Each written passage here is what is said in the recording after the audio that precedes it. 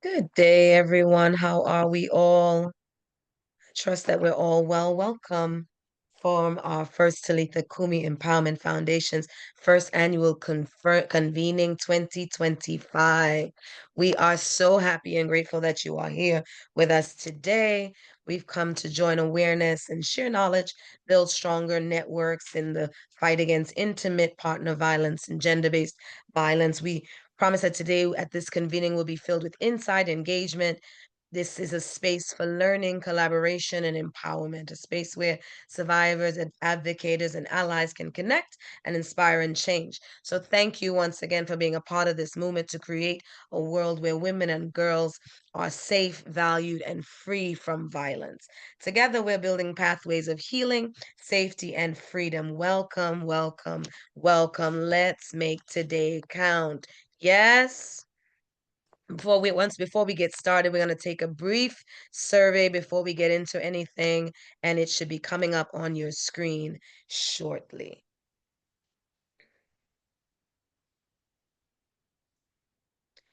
While we're waiting on that survey to come up, can I just get a quick hi? Hello, here's the survey. We just want to do this survey real quickly. How familiar are you with the term intimate partner violence? I'm going to give you a few minutes to respond.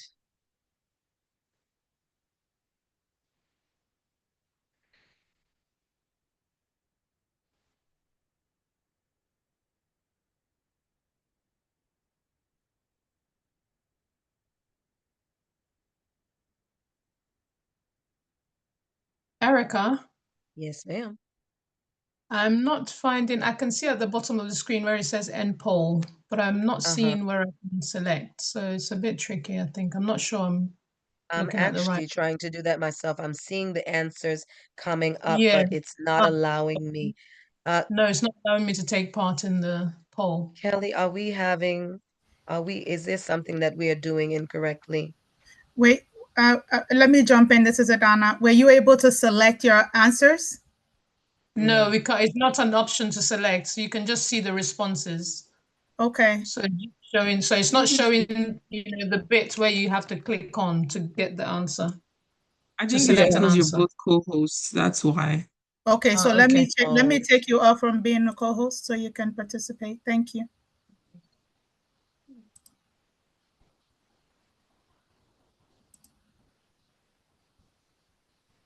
Okay, we're going to be ending this poll shortly.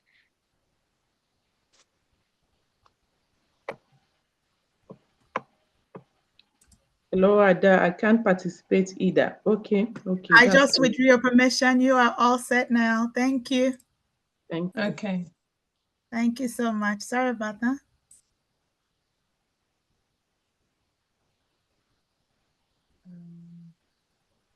Could you please, where do I get it from now? I can't It should come up on see your it. screen. Are you not seeing it? No, I'm not seeing it on my screen. Kelly, is it possible for you to reshare it?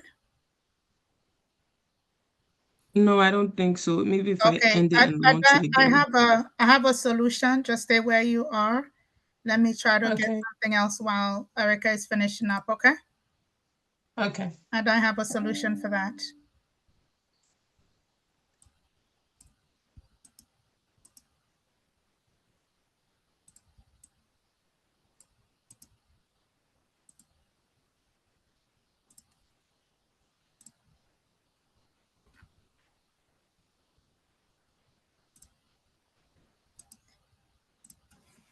The link is in the chat for those that need to participate.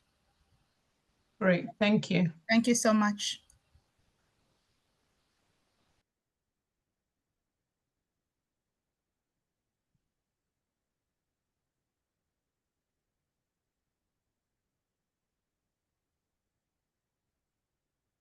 Thank you, Erica.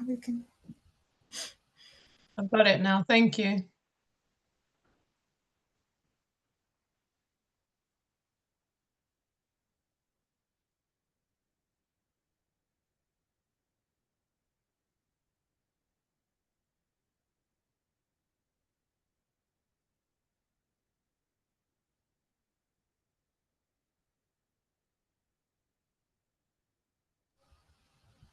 Wonderful. Is everyone getting their poll answers in? Have we all submitted? I got a notification on my screen saying that it failed to submit poll. Oh my. Okay. Yeah, Can we that's okay. You can use resend it to Olivia? No, Olivia, you can use the link in the chat, okay? Okay, the link in the Okay. chat. Yes, ma'am. Thank you so much. Adana, did you see my message?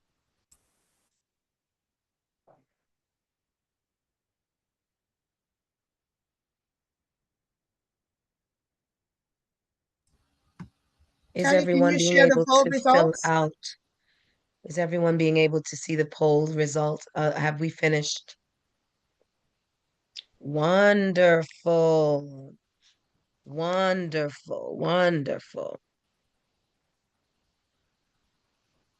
Okay.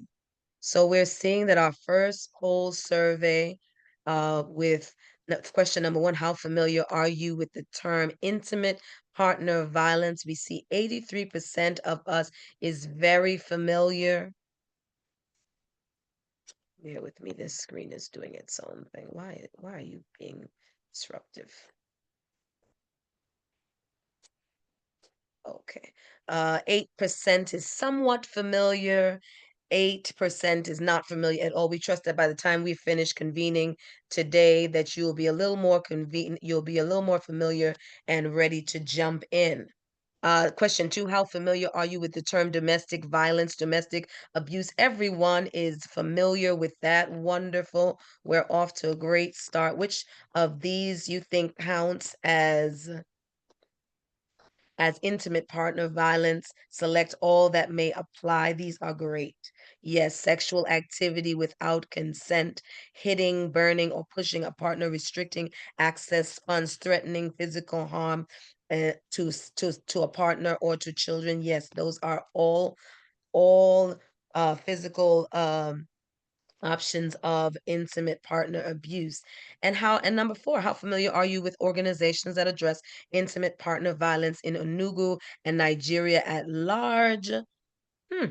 Now, I thought I would be the only one with that answer because I am here in the States. Well, I guess we all have to get very familiar with the work that we all do. I see we only have 8% that is very familiar. We have 33% that is somewhat familiar, and we have a whopping, what is that, 58% that not familiar at all. We must get familiar today. But thank you so much for being involved in our first poll. If you can, just put some hands. Now, y'all don't judge me. I probably can't put hands as well, but some clapping hands for yourself for being involved in our first poll. Thank you again so much. Oh, wonderful, wonderful. Thank you. Thank you. Thank you. I love to see the little hands. Wonderful. Okay. All right, so now that we've gotten our first poll done, we're going to take care of some housekeeping rules. Y'all bear with me. I don't have my glasses. I can't see very well, but we're going to put this up on the screen. So if you can see the housekeeping rules, we are just going to take note of them and be sure to be mindful of them as well as each other as we go through the day. Yes?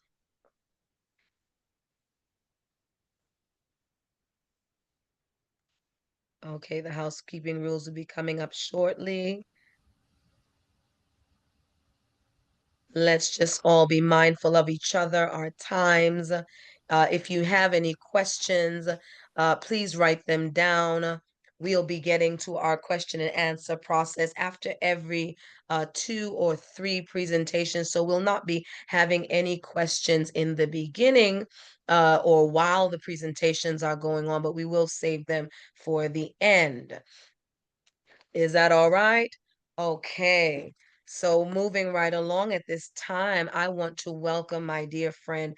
There was a couple of years ago when I was starting one of my companies, an attorney said to me, uh, when you're building your board and you're looking and you begin to go outside to look for partnerships and investors and things of that nature, they always look inside first. They want to see whether the people that you are connected with believe in you, because they are of the belief that if the people that you are working with don't believe in you, then why should they? If they don't support you, then why should they?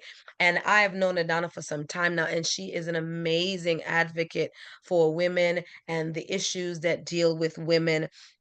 And so I wanted to put that little point in there because I wholeheartedly support her, and the vision that she has. Working with her is a great joy. Adana is the visionary and founder of Talitha Cumi Empowerment Foundation. She's an accomplished global public health practitioner and nurse leader, a global speaker and educator. Adana is an avid advocate for survivor-centered systems, strengthening, and a change agent. Let's welcome Dr. Agbo this morning. Let me get off mute so you can hear me. Thank you so much for that, Erica. I am so happy to be here. It is so good to see all of you here. Thank you for that great introduction. Sometimes when people speak about me, I'm like, is it me you're talking about? Yes, it is me. So I take it, I step in it, I accept it. Good afternoon, good morning, everyone. Thank you all for being here. I welcome all of you today to our inaugural annual convening for Talitha Cumi Empowerment Foundation. I welcome all of you with a heart full of gratitude and hope. Gratitude for every one of you who chose to leave all your busy lives and come in to join us today. And hope because this room is filled with people who believe, just like I do, that violence should never have the final word in a woman's life. Today marks the beginning of what we envision as a powerful movement that's already started. We're just joining that movement, one that brings together passionate individuals and organizations committed to preventing violence against women and empowering survivors across Nigeria and beyond. The phrase Talitha Cumi itself, as many of you may already know, is an Aramaic term. It was said by Christ in scripture in the Bible when he was brought to a young girl who was already dead. He says to her, "Little girl, I say to you, arise." This is our rallying cry to women who have been traumatized by their partners. It's for them to arise and stand on their own feet, stronger and taller, with strength, pride, and support. The Talitha Cumi Empowerment Foundation was not born inside of a boardroom. No, it wasn't. It was not born out of a perfectly crafted plan. It was not born out of part of my education either, or any research that I did. It was born out of my own story. It was born out of my pain. For many years, I existed in a reality that I could not name at the time: intimate partner violence. It wasn't physical abuse in my case that left bruises for people to see. But for me, it was emotional and financial abuse that left wounds just as deep. To give you an example, there was a situation where at some point in that life, I worked long and hard, sometimes working overtime, but I had no control over the money that I earned. My partner at the time refused to work, but then he also controlled all our finances and repeatedly told me that what I brought into the home was never enough. It was not enough to care for me. It was not enough to take care of our bills. And it was not enough for anything that we needed to do, that I wasn't making enough, and that even the extra that I brought in was not able to cover the things we needed it to cover. Finally, one day I found the courage to ask for my bank card back, which he had held, to simply have access to my own money. That day, my account is emptied. He emptied it completely. And when I went back and tried to pay some of our outstanding bills, our bank, all the checks that I wrote bounced. And I remember this moment vividly, sitting at the bank across from the bank account manager and just crying when I saw the negative balances on my account. I was devastated, just trying to figure out at that point really how I would pay my bills. That moment, like many others in my marriage, broke me, but it also awakened something in me. In Genesis 50:20, Joseph says to his brothers, "You meant evil against me, but God meant it for good." That's a word for me. What I went through is why I have been called to do what I'm doing now. What was meant to break me is what God has channeled to help many others. That is why I'm determined in this work to create a space where no woman would ever feel that powerless, isolated, or voiceless again. Our organization recognizes that survivors deserve more than just survival. They deserve safety, they deserve healing, and they deserve the freedom to dream again. They deserve to not just survive, but thrive. This gathering is more than just a meeting. It is a movement in motion. It is a space where we can celebrate organizations that are already doing incredible work to prevent and respond to violence against women. It is a place where we can build connections, share resources, and learn from one another, because collaboration is how we turn small ripples into waves of change. It is a space where we begin to do something bold, or we continue to do something bold. The conversation about creating a national violence against women organizational network, so that together our collective voices will be too powerful to ignore. When we collaborate, we create stronger systems of support. When we share our stories, when we use our voices, we break the chains of shame and silence. And when we work together, we build a future where every woman and every girl can live safe, valued, and free from violence. Today, we honor survivors. We also honor those who did not make it out. We honor the people and the organizations in this room, in this virtual platform, and everywhere else who are working and fighting every single day to create a nonviolent world for women and girls. My prayer is that we share, we learn, we laugh, and we dream together today. We are here, and when we leave here not just inspired, but committed to building something lasting, something transformational together. Welcome to the first of many gatherings that will continue to transform the landscape of violence prevention and survivor empowerment in Nigeria and beyond. Thank you for being here. Thank you for believing in this work. And thank you for standing with Talitha Cumi as we all rise together. Thank you. Thank you, Erica. Thank you, Dr. Agbo. I see the hearts in the comment and coming up on my screen. What a wonderful and powerful story. As Dr. Agbo was talking, I heard her quote a few scriptures as she was telling her story. And it is a faith-based organization, and it's important for us to herald faith in these times, because if we're not having a solid foundation of faith, how are we standing? Our community is one thing, our network is one thing, but our faith is almost like the glue that holds it all together. And so we're very encouraged by the story of Dr. Agbo today. We're so encouraged, and we're so empowered and ready to hear what comes next. What are the people doing? What are we all finding out about each other that will allow us to help other women, not just ourselves, but everyone rise, as the namesake says, Talitha Cumi, little girl rise. How are we rising in the power, from the power of our pain? Because that's what it is. The women that are going through pain, we're not being held bondage anymore by our pain. We're actually using that pain to rise above our situations. So let's hear, I know we're going to another poll really quickly, a really fun poll, as it's coming up on the screen. Our first presenter is getting ready, but before that presenter comes, we're going to do our second poll. Are we ready with that? Okay, here it is on your screen. Who was the first African woman to earn a degree from Oxford University? Just guessing.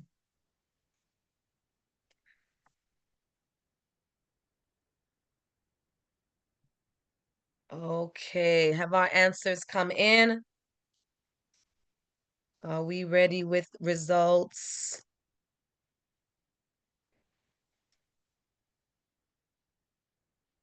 Are we ready with the results? Are we still answering the poll question? Wonderful.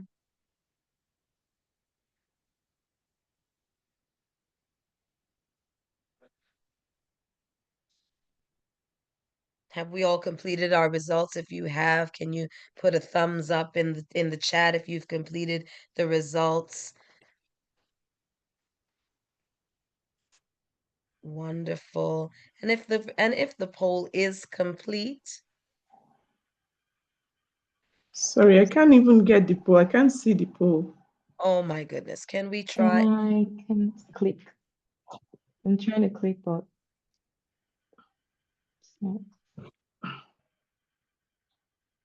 Have you got it, Chinelo? Have you gotten the poll? Not really. Okay. I see it's come up again on my screen to submit.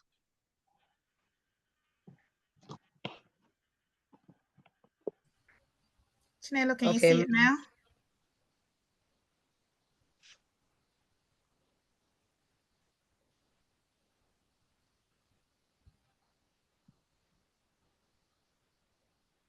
Well, maybe if you can't see it, we can just read it out and you can drop it in the comments. So, can I have it back then? Erica, I can help you if that makes it faster for us. Okay. That would be wonderful. That would be wonderful. So the question is, who was the first Black African woman to earn a degree from Oxford University?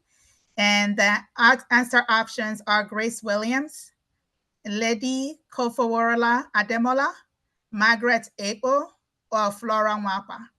And you can put your answer in the chat. So Erica, I can help with these polls and read them out for you if that's okay. That would be wonderful. Thank you so much. Thank you.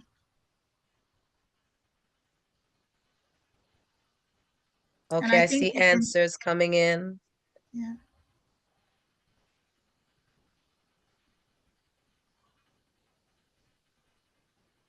Okay. Are we ready to share the results or are we still thinking? We can go ahead and share the results. Okay, so if you have not picked Lady Kofoworola, am I saying that right? Ademola. Okay, she is the answer. Lady Ademola was a pioneering Nigerian educator, a woman's right advocate. She was the first Black African woman to earn a degree from Oxford University and served as president of the National Council of Women's Societies. So if you chose Lady Ademola, you are correct. Give yourself a hand if you do. We are moving. We're moving right along to our first presentation. We'll be hearing from Ada Abize Foundation. The Ada Abize Foundation is led by the CEO, Ada Abize, who also heads the Against Domestic Abuse Foundation. The Ada Abize Foundation is a non-governmental organization, NGO, whose aim is twofold. Firstly, raising awareness about domestic abuse through training and public speaking, and secondly, supporting women and children affected by domestic abuse to thrive.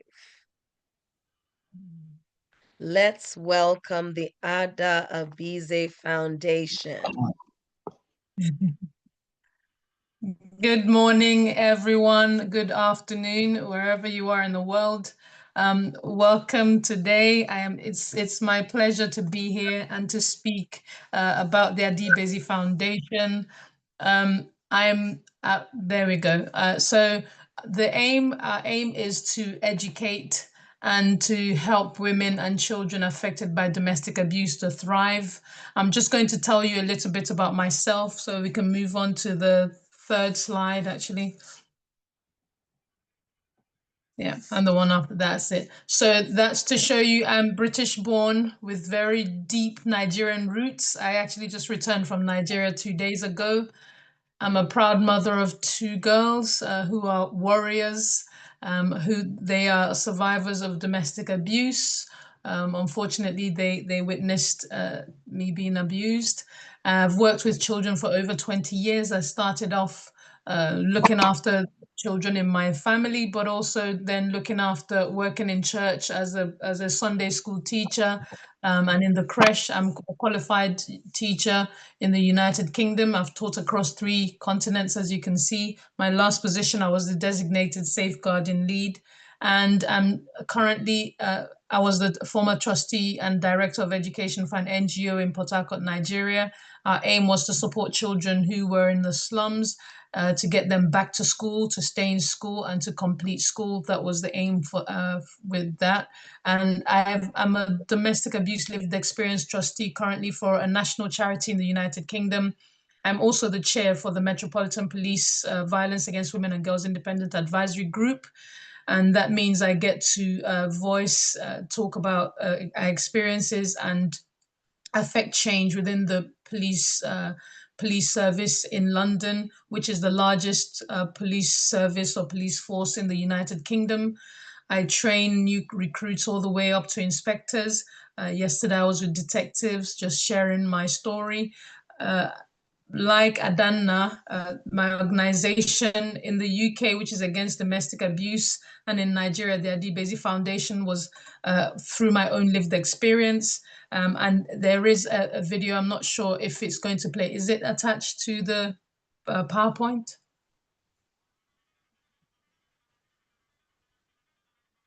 I think I see somewhere, and is it coming on?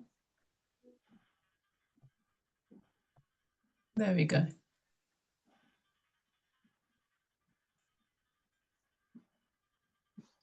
So this is to just to give you, you need access.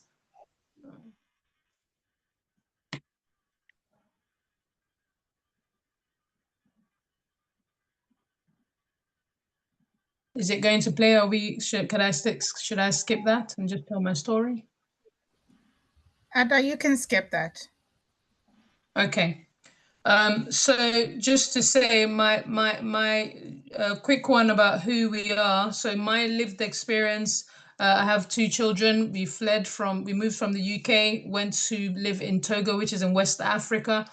We were there from 2019 to 2022. We fled back to the United Kingdom for our lives and safety. As I mentioned earlier, unfortunately, my children saw the assault which was inflicted upon me by their father, and we fled together. We stayed in a refuge for 3 months. And what really grabbed my heart was, as I was fleeing, I got dual nationality. So I'm a citizen of the United Kingdom, of Britain, and of Nigeria. I had an option. I could get on a flight and get out. But I worried, and I thought about those women, as a woman survivor, those women who didn't have that option. And so that's what tore at my heartstrings as I was in the refuge. And what really was a catalyst was the passing, the death of Osinachi at the hands of her perpetrator husband. My background, not only am I a teacher, but I was a pastor's wife. And so to then not know anything about domestic abuse, ironically be the safeguarding lead and not be able to understand in my marriage that I was going through domestic abuse was what really confused me, or what really made me worry about those who were in relationships, going through intimate partner violence, and not recognizing that that's what it was. Because people tend to focus on the physical aspect of domestic abuse. And so coercive control, psychological abuse, emotional abuse, which are all under the umbrella of domestic abuse, gets overlooked. And so that is what prompted me to start the Adibezi Foundation. And really, although I was doing against domestic abuse in the United Kingdom, it dawned on me that I really needed to go back. I needed to go and give back, which is what started the Adibezi Foundation. So for the Adibezi Foundation, if we could go into the next slide, it's a charity that helps women and children, like I mentioned earlier, affected by domestic abuse, not just to survive, but to thrive by providing holistic support for those affected by domestic abuse. So there are 3 pillars. That's the next slide. We educate, empower. We seek to educate, to empower, and to eliminate. And I'm going to expand on that on the next slide. So to educate, we're breaking the silence by speaking up. I had to really, it dawned on me the silence surrounding domestic abuse, which muzzled survivors but kept perpetrators perpetrating abuse. So it's important, as Talitha Cumi is doing, that we continue to break the silence and prevent domestic abuse in Nigeria. We do that through education by providing training, public speaking across various organizations. As you can see listed on the slide, faith-based organizations, corporate ones, governmental and non-governmental. And we believe that silence is violence. So just being able to speak up and use the platforms that we've been given. The next thing that we focus on is empowering. We provide trauma-informed, holistic, and practical support for women and children affected by domestic abuse in Nigeria. And we do that really just ensuring that, that we are starting off with with a project which is called Thrive, which is a virtual support, and I'll talk about that a bit more. So we're starting off with that. The next thing, our main focus really is that we are united, and together we eliminate domestic abuse through education, through action, and that is really what the Adibezi Foundation is about. What we provide going on, it's based on three things. We look at the Maslow's hierarchy of needs, which starts off by providing physiological needs, going on to safety and security, love and belonging, as you can see on the screen. Maybe click it again and then you see the pyramid. And then we've got self-esteem, which is something that really disappears when you're constantly under psychological, emotional abuse. Your self-esteem goes, your confidence. So we go through the Maslow's hierarchy of needs to be able to ensure that at the end, the top priority is self-actualization, which is where one gets to get back their spontaneity, accept themselves, explore creativity, because we are all created and we are creative. So just being able to explore that.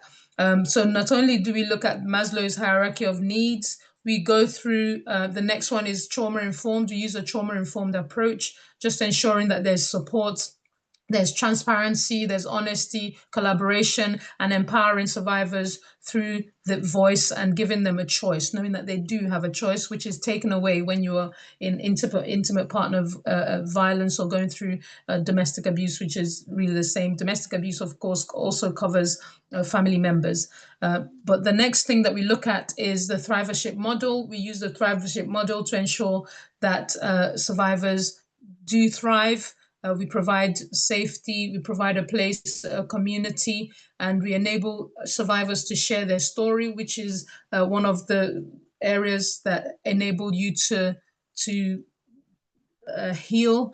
And then we go through education of different organizations, like I mentioned. We're providing here community and belonging through survivor support groups, community-based intervention, personal safety or personal awareness. We're talking about domestic abuse awareness training, going through communities and schools, and we look and encourage Purple Ribbon ambassadors who are male allies to challenge sexism, misogyny, and gender inequality. And the support Thrive that I talked about, the project is on the next slide. We did a sensitization walk a couple of weeks ago in Enugu, just to encourage women to join a virtual women-only domestic abuse support group, and that's the details on the screen. And finally, the next slide is just if you'd like to connect, there's my email address, my LinkedIn and Instagram, and I am going to end it there. Thank you very much for your time. Appreciate it. Thank you so much. Thank you so much for a great presentation. So much information, so much that I can't wait till we're in person so that we can get a fuller view of what you do in your company. If that was good, I already see the emojis coming up in the comments. Wonderful, wonderful, wonderful. We're moving right along. We're gonna move right along. Are we going to take our second poll? And I'm on standby to read it. Thank you very much. Please, in the interest of time. Which Nigerian First Lady launched the Better Life program for rural women? If you know this, you can take the poll or put your answer in the chat. Is it Miriam Babangida, Oluremi Tinubu, Stella Obasanjo, or Patience Jonathan?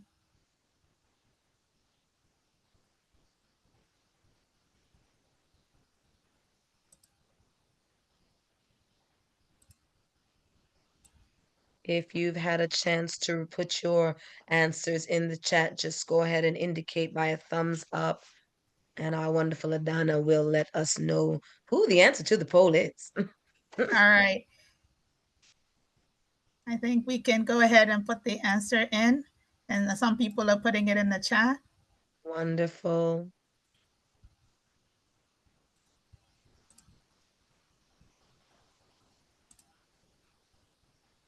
Okay, I will go ahead and Kelly, if you can share the answer, please.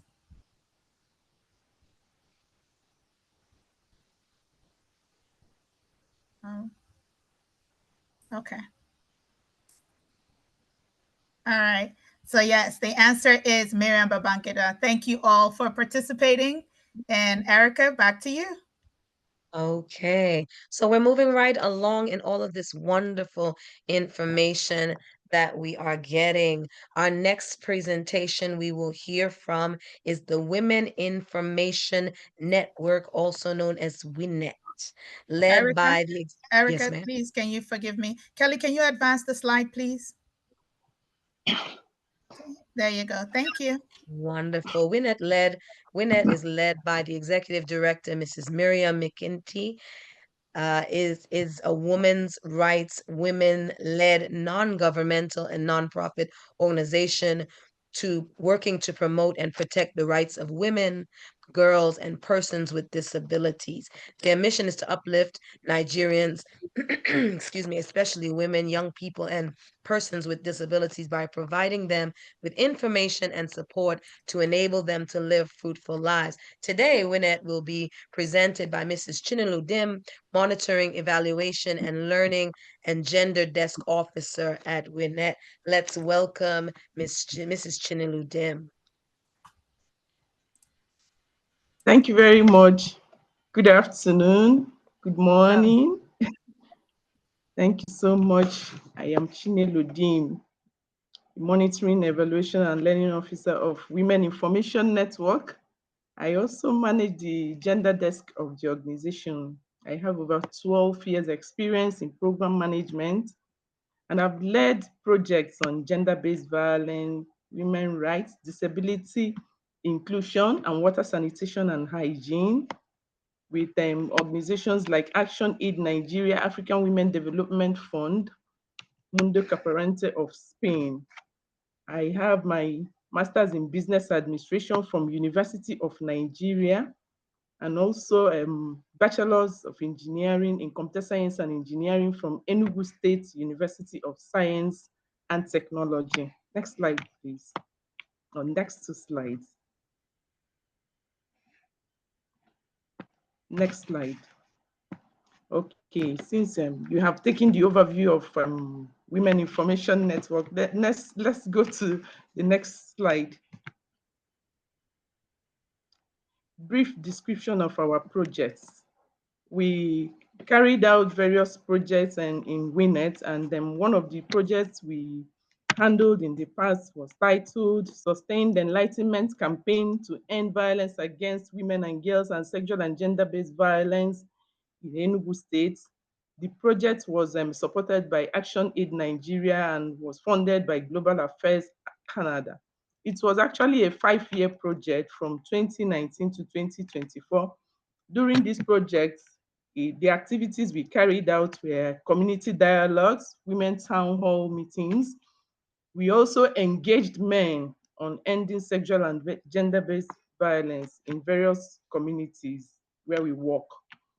We also did a massive media campaign using radio jingles and phone-in programs. During our intervention, there was COVID pandemic, and we were funded to disseminate information about this COVID, which we carried out in various churches and some of our project communities. We also disseminated Enugu State Violence Against Persons Prohibition Law 2021 to community members. We trained peer women facilitators in our project communities, 3 communities where we work. And these women trained other women in their various meetings and groups. Next slide. We carried a project titled Human and Disability Rights Education for Women with Disabilities in Enugu State, Nigeria, supported by African Women Development Fund. It was a 1-year project, and we did capacity building workshop for female persons with disabilities to teach them how to seek redress for their rights violation We also educated them on the provisions of Discrimination Against Persons with Disability Prohibition Act 2018 for them to know the content of that act. There was a formation of PWD Women's Rights Forum, and Winnet led them to Honorable Speaker, House of Assembly, for Domestication of Discrimination Against Persons Prohibition Act 2018. Next slide. Another project we carried out was sexual reproductive health and rights education and counseling services for girls and women with disabilities in Enugu State, Nigeria. It was funded by Amplify Change. We produced a training manual then, and this training manual, we used it to train the sign language interpreters and the teachers of special education center on sexual reproductive health and rights. Those teachers eventually trained students of special education center Enugu and that of Oji River, all in Enugu State. We also trained members of Joint National Association of Persons with Disabilities, Enugu State chapter, on their sexual reproductive health and rights. The training manual that we produced, we had to braille for the blind for them to use it. Next slide. We carried out a project, the Right to Be a Girl project, funded by Mundo Cooperante of Spain. This project was is project to end child marriage. The project was carried out for 3 years and in 3 different editions. We targeted indigent female students of 10 schools in Enugu, and we provided them with writing materials. We paid their school fees, and those in SS3, that's senior secondary 3, we paid their West African Examination Council fees. Those in junior secondary school 3, we paid their basic education certificate examination. 781 indigent female students benefited from this project. Next slide. We carried out another project, budget advocacy to end child marriage in 2 local government areas in Enugu State. It was supported by Girls Not Brides in 2022. Winnet worked in 2 local governments in Enugu State, for this particular intervention. And the budget staff of those 2 local governments were trained on how to prepare budget to promote girl child retention in school. We also carried out one-day community engagements with women of Ovoko community, sensitizing them on the adverse effect of child marriage in that particular community.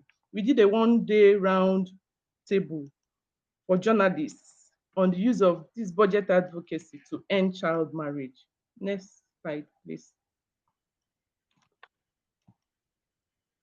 Another project we carried out in Anambra State was titled Ending Community Acceptance and Practice of Girl, Child, and Forced Marriages.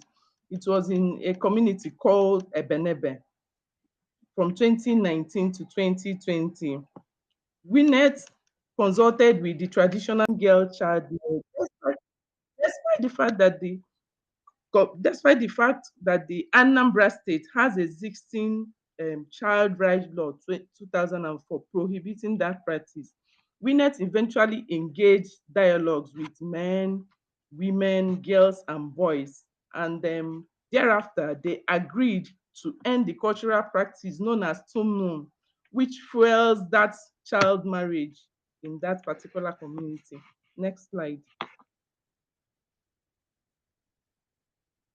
We carried out a study on assessing the extent of inclusion of women in leadership by traditional rulers in 6 communities in Enugu State, Nigeria, between 2010 and 2021.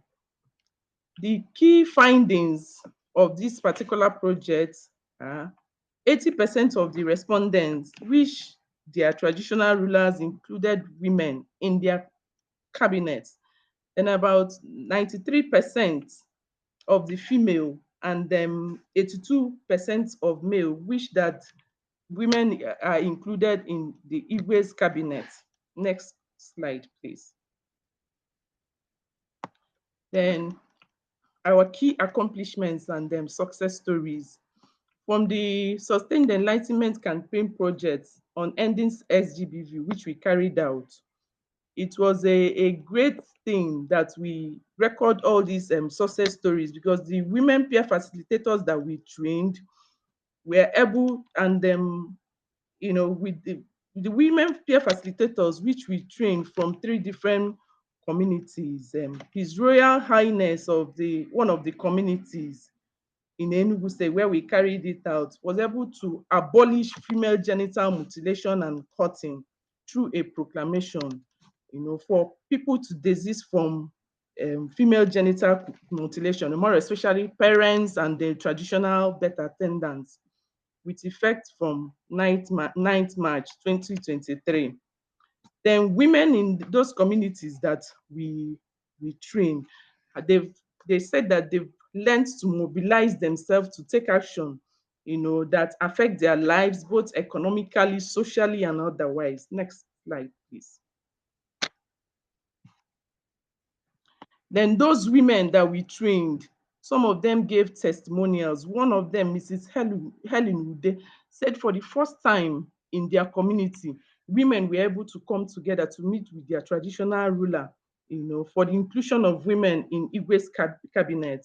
Then another testifier, Mrs. Ngozugu, said that she doesn't, she's no longer says she can stand in the public to talk, as a result of all that she learned from the peer sessions, that she can speak boldly. That was even why she was able to do this testimony.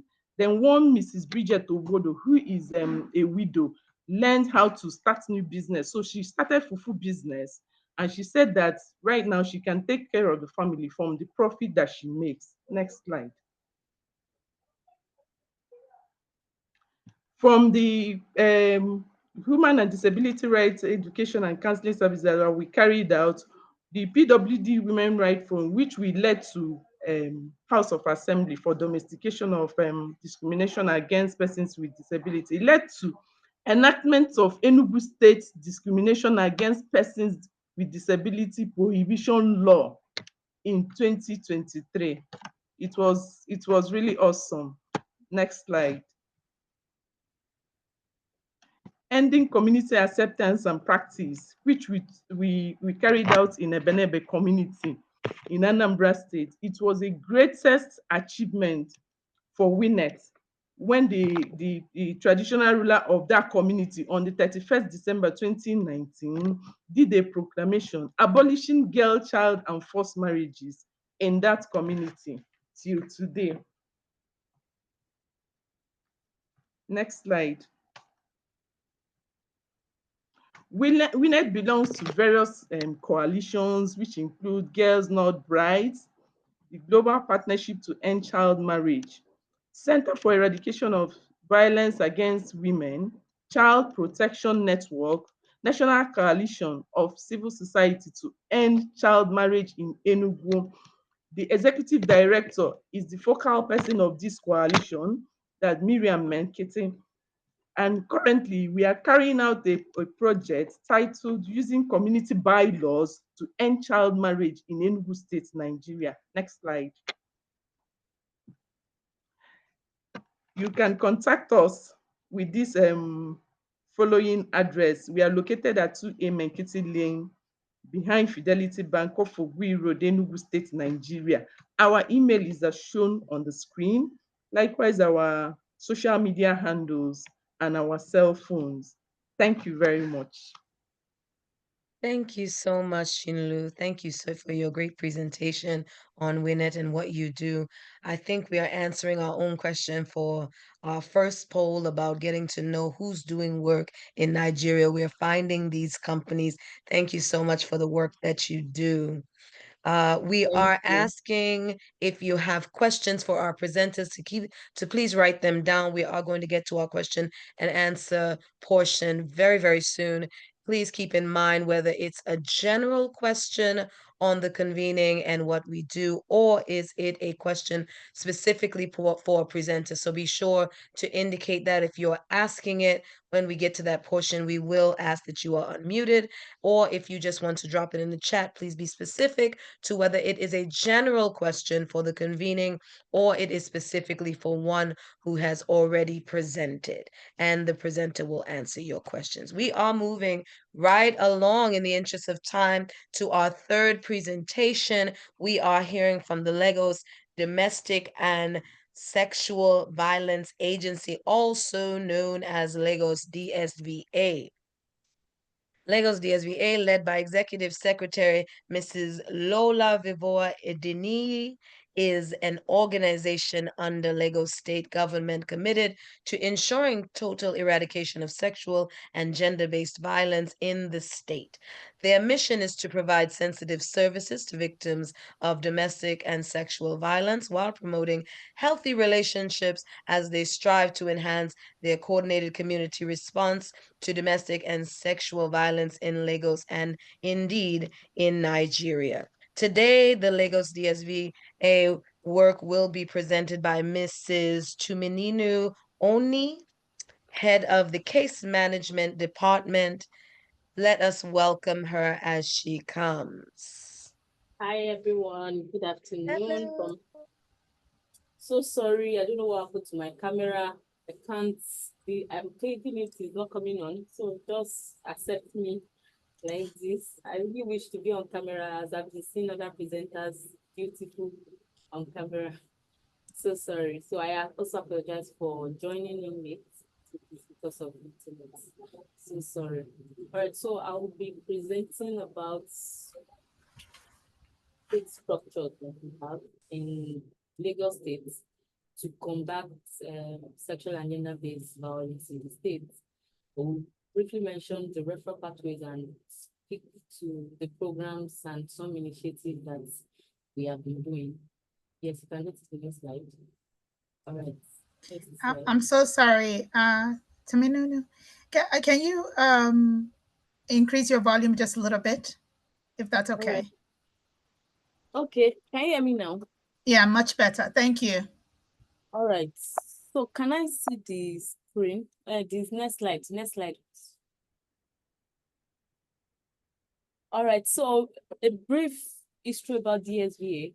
We actually started off as a response team that comprises of top-level representatives of different stakeholder responders of sexual and gender-based violence in the state. So it started off as a team in 2014 to 2020. And in 2021, the team metamorphosed into the agency with its as a full-fledged agency backed by the law. The governor assented to the law establishing the agency, and the agency became a one-stop center established to basically prevent and respond to cases of sexual and gender-based violence in the states. So since inception, we've responded to over 24,000 reported cases. I mean, since 2014. I think this year alone, this is like an old data. We normally push out data every 31st of August. So we have an updated data now. This year alone, we've attended to like 8,000 clients, right? So ranging from physical abuse, emotional abuse, verbal abuse, sexual assault, rape, defilement, and child abuse, different cases. So I don't want to bore us with all of that. I just want to like mention what we really do with the structure that we have in like Lagos State that gives us, some of the traction and the leverages that we have. Next slide, please. So based on mandate of the agency, we had to devise ways to combat the issues of sexual and gender-based violence in the state. The different administrations have put in different structures in place to empower and facilitate access to justice.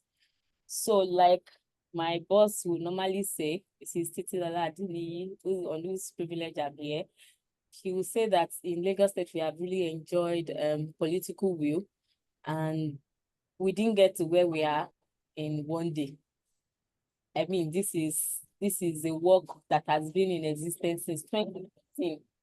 So in the health and social welfare aspects, there has been different initiatives targeted at strengthening the structures available for survivors in health and social welfare sector. So I am aware that we do support the agency do support our doctors with some stipends for okay, so it's not the doctors now, it's the facility, the health facilities, a reimbursement for them after they've attended to cases of sexual and gender-based violence. So, for example, if a victim of sexual abuse presents at any of the health facilities in the state, the primary health center, the general hospital, they are to receive free service.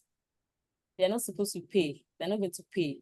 And then the agency will reimburse the health facility just to make sure that the survivor is parting with nothing. So like I said earlier, we enjoy a political will. So the first lady actually established a trust fund with the Lagos State Health Management Scheme, LASHMA. So LASHMA is definitely in charge of that fund, and they disburse accordingly. So for every health facility, they send in a report about a form for every survivor they attend to for them to get a reimbursement. All right.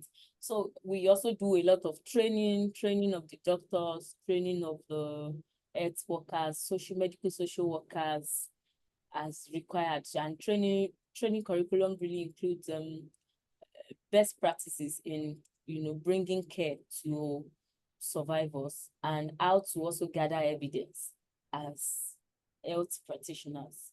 Sorry, I'm not done. I'm not done with the previous slide. I'm just speaking to it one by one. Can you go to the previous slide, please? All right, so in the law enforcement angle, I know that we've all heard police is our friend, police is our friend. But the situation, the harsh reality is that police actually don't really have tools to work. I mean, somebody goes to the police station, makes a report, and they tell the person to go and bring money for mobilization, to open fire, to do this, to do that. In the reality, most of the police divisions don't even have vehicle. Like my boss will say again, if I am an alleged perpetrator and you come to my house in a keke napep to say that you want to arrest me, I will laugh at you. Are you okay? Or come into my own Benz, I will drive you to your station, and doing that would affect the case. So we in Lagos State, we try to put our money where our mouth is. If we really want people to work, it's better to at least arm them with something small. So in the law enforcement, we are really doing a lot. Aside training, consistent training, training almost every quarter. We have case conferencing meetings several times, at least twice in a year, with the DPOs, we have family support units, a specialized unit in the police force that have been trained to attend to cases of sexual and gender-based violence. And so they know how to ask questions and do proper interview without judging the survivor. You too, why did you wear what you are wearing? Why won't they rape you? Madam, kneel down. Beg your husband. So these selected police divisions have been trained and they are not expected to make such statements. The police divisions that I'm talking about, we currently have like 22 in the states. With the gender desk, that's the command, because the police command units, that's 23. So we have them, we are like technically in a symbiotic relationship. Like we have WhatsApp group where we communicate. The case comes up anywhere, we can say that, okay, we are referring to this place or we are referring to that place, and we have this strong network. So they are also on our payroll in the agency. We pay them some every month. the OC of the FSU, the officers in charge. And we also ensure to reimburse the cost they have incurred when they are charging any case to court. So we reimburse them a sum of 30,000 naira per case. So because it takes a lot to actually investigate case before they, take the case, visit the crime scene, and even to transport the alleged perpetrator to court, it costs some money. When we did like a round estimate of how much it actually costs, people would just say, oh, we want justice, we want justice. Justice is actually expensive. Yes. So and nothing is free technically. If it's free on your own end, it's because somebody else is paying for it on the other end. And the reason why we've not been having a lot of people interested in pursuing their cases is because they actually don't have funds. Somebody that is indigent, a roadside seller, and whose daughter has just been sexually abused. I mean, how much is even her income in a month? And then we are telling the woman to bring some money for mobilization from the police station to court. The woman will just say, I've accepted my fate. Maybe that's my destiny. I'm not interested again. But with this initiative, we have partnered with the police to ensure that the survivors are not parting with any amount. So that means that if a police station charge case, like, let's say up to 10 cases to court in a month, they are going to get reimbursed the sum of 300,000 naira. So, and there's no cap on how much. So far, it's a sexual and gender-based violence. We collect charge sheets. That's our own currency, and then they get reimbursed for it. So those are like some of the supports. We've supported with computers, with phones, with airtime, severally. So let me just quickly run. In education, empowerment, and shelter. So for shelter, the agency has our own shelter. I would dare say that it's almost the first of its kind, a shelter for survivors of sexual and gender-based violence in the States. And people can come in there. Of course, terms and conditions apply because it's not a home for the homeless. It's a home for somebody that is trying to escape from an abusive relationship, or somebody that has been sexually abused that don't have a place to stay pending the time they will eventually get a place. So we have an empowerment department in the agency that assists people to get, funds for relocation, funds for accommodation. We've supported a lot of people for accommodation in the year. Or for example, somebody is stuck in an abusive marriage because they are financially dependent on the abuser. So it's just they don't necessarily need to go and start looking for funds and say, okay, because of funds, I'm still here, I can't go. The agency will support them and get them to submit receipts from a landlord, and we can make the payment directly to the landlord. We also support people with businesses. Of course, our primary mandate is not empowerment, so we don't have it on a very large scale. Some of the empowerment requests, we still refer to some other sister agencies, stakeholders that are fully into empowerment, right? But sorry, my time is up. You have 2 minutes. All right. So for basic accommodation, relocation, even medicals and all of that, they can get it. So for education, we also empower the teachers, guidance counselors in school to make sure that the school system is safe. We talked about, we sensitized about safe recruitment. We have child protection course that is online. Anybody that visits our website will see that. So next slide. So yes, for the health sector, the states host a lot of sexual assault referral centers, Mirabel, Idera, Warri, and all of that. The general hospitals have been upgraded to be able to provide the same service as a SAC. We have the comprehensive PhD. We have about 52 in the states, and the agency supplies rape kits to these facilities and of course, and we reimburse survivors treatments. The next one, the next slide, please. Quickly run. All right, social welfare, there are a lot actually, so maybe the slide will be shared. Next slide, please. I think I quickly want to speak to our programs. Next, the programs, the last, almost the last slide, yes. I can't speak to the referral pathway. I just wanted to show you how we refer cases. So, but to our programs and initiatives, we have a lot, quite a lot, actually. So we've done Queen's Club and King's Club in the secondary schools to teach boys how to, basically promoting positive masculinity, and for the girls to promote positive femininity, right? We have Market Fiesta, where we engage men to take up roles of women stereotype in that stereotype roles like cooking and changing diapers and all of that. That's what Men with Sabi is about. We just recently introduced Couple with Sabi, so it's like a form of competition. People come in, compete, and this we are doing in partnership with Power Oil. And we engage the traditional rulers because most cases get settled in the in the palaces. We've engaged the religious leaders. We just launched co-parenting workshop because a lot of people are actually co-parenting and they don't know how best to address it. We've engaged marriage registrars so that at least we want to prevent.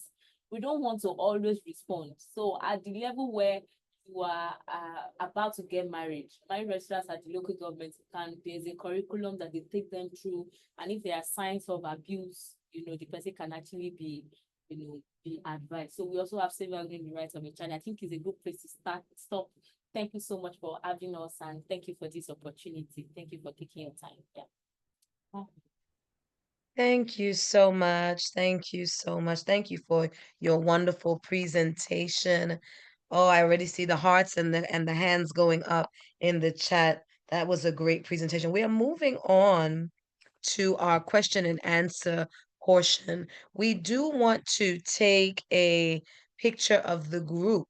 So what I will say is if you are not camera ready, you might want to get camera ready. And then we will ask for those that can to come off of to put their beautiful and lovely faces on the camera so that we can get a photo of the group. But while you're getting yourself ready in that instance, we want to go into our first question and answer session and how this session is going to run for the last three presenters. Ada Ebize, Lagos DSVA, and Winnet. What we're going to do is ask you if you have questions that you don't want to put in the chat, that you can raise your hand and then clearly state whether it's a general question or for a specific presenter. If you are putting it in the chat, please clearly state whether it is for, again, a general question or a presenter. Do we have at this time any questions?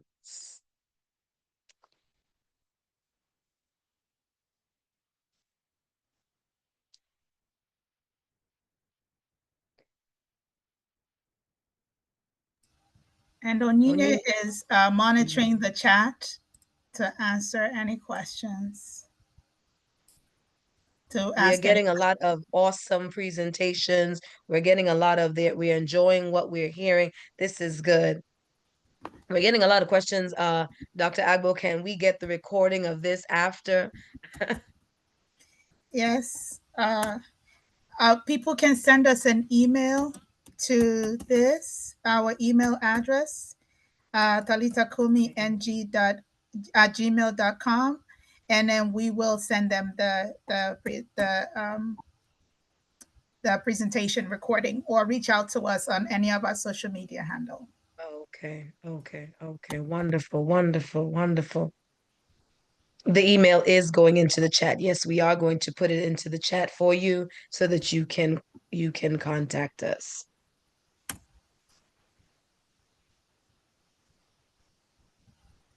Oyinye, are there any questions coming into there's one. Yes, we have one question. Wonderful.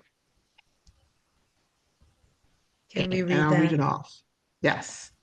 And this question is for Wynette, and it's in the course of your project aimed at ending child marriage, what did you learn was a connection between child marriages and intimate partner violence? One more time, Onyinye. Yes. So the question is, in the course of your projects aimed at ending child marriage, what did you learn was a connection between child marriages and intimate partner violence? And this question is aimed at Wynette. Wonderful, wonderful. Okay, thank you so much for that question. In the course of our intervention, we've observed, more especially what you asked on ending child marriage. We observed that child marriage is being fueled by poverty. Because people are poor, they tend to give out their children early in marriage to maybe old people or older adults.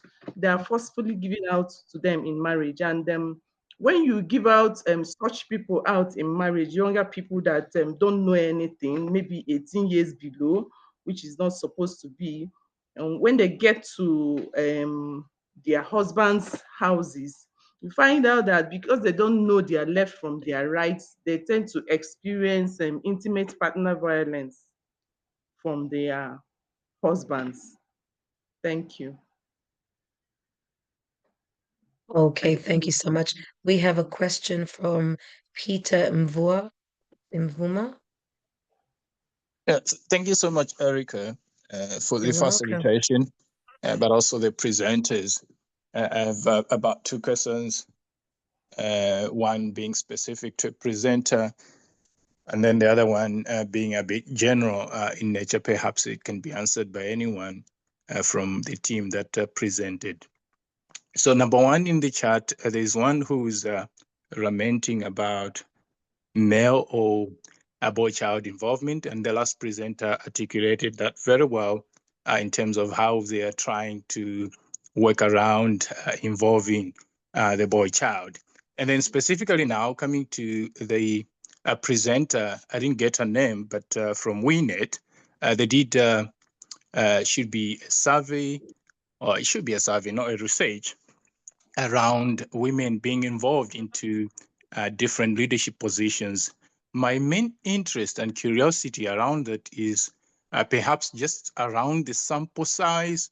They were talking about 80%, indicating that they would want women to be involved around leadership. So I wanted to be very curious. I wanted just to understand in terms of that particular sample of that response rate, how many of that were male or how many of that were female, just to run away from being biased. If perhaps a survey was done around only women, likely you should be able to be getting such kind of a response. Or if it was varied in the sense that perhaps males were also involved, maybe it would essentially also bring in a different response. So I wanted just to understand the context within which the respondents were drawn, just be able to understand that. And then secondly, which could be general, these are very wonderful initiatives that are being done by all the organization.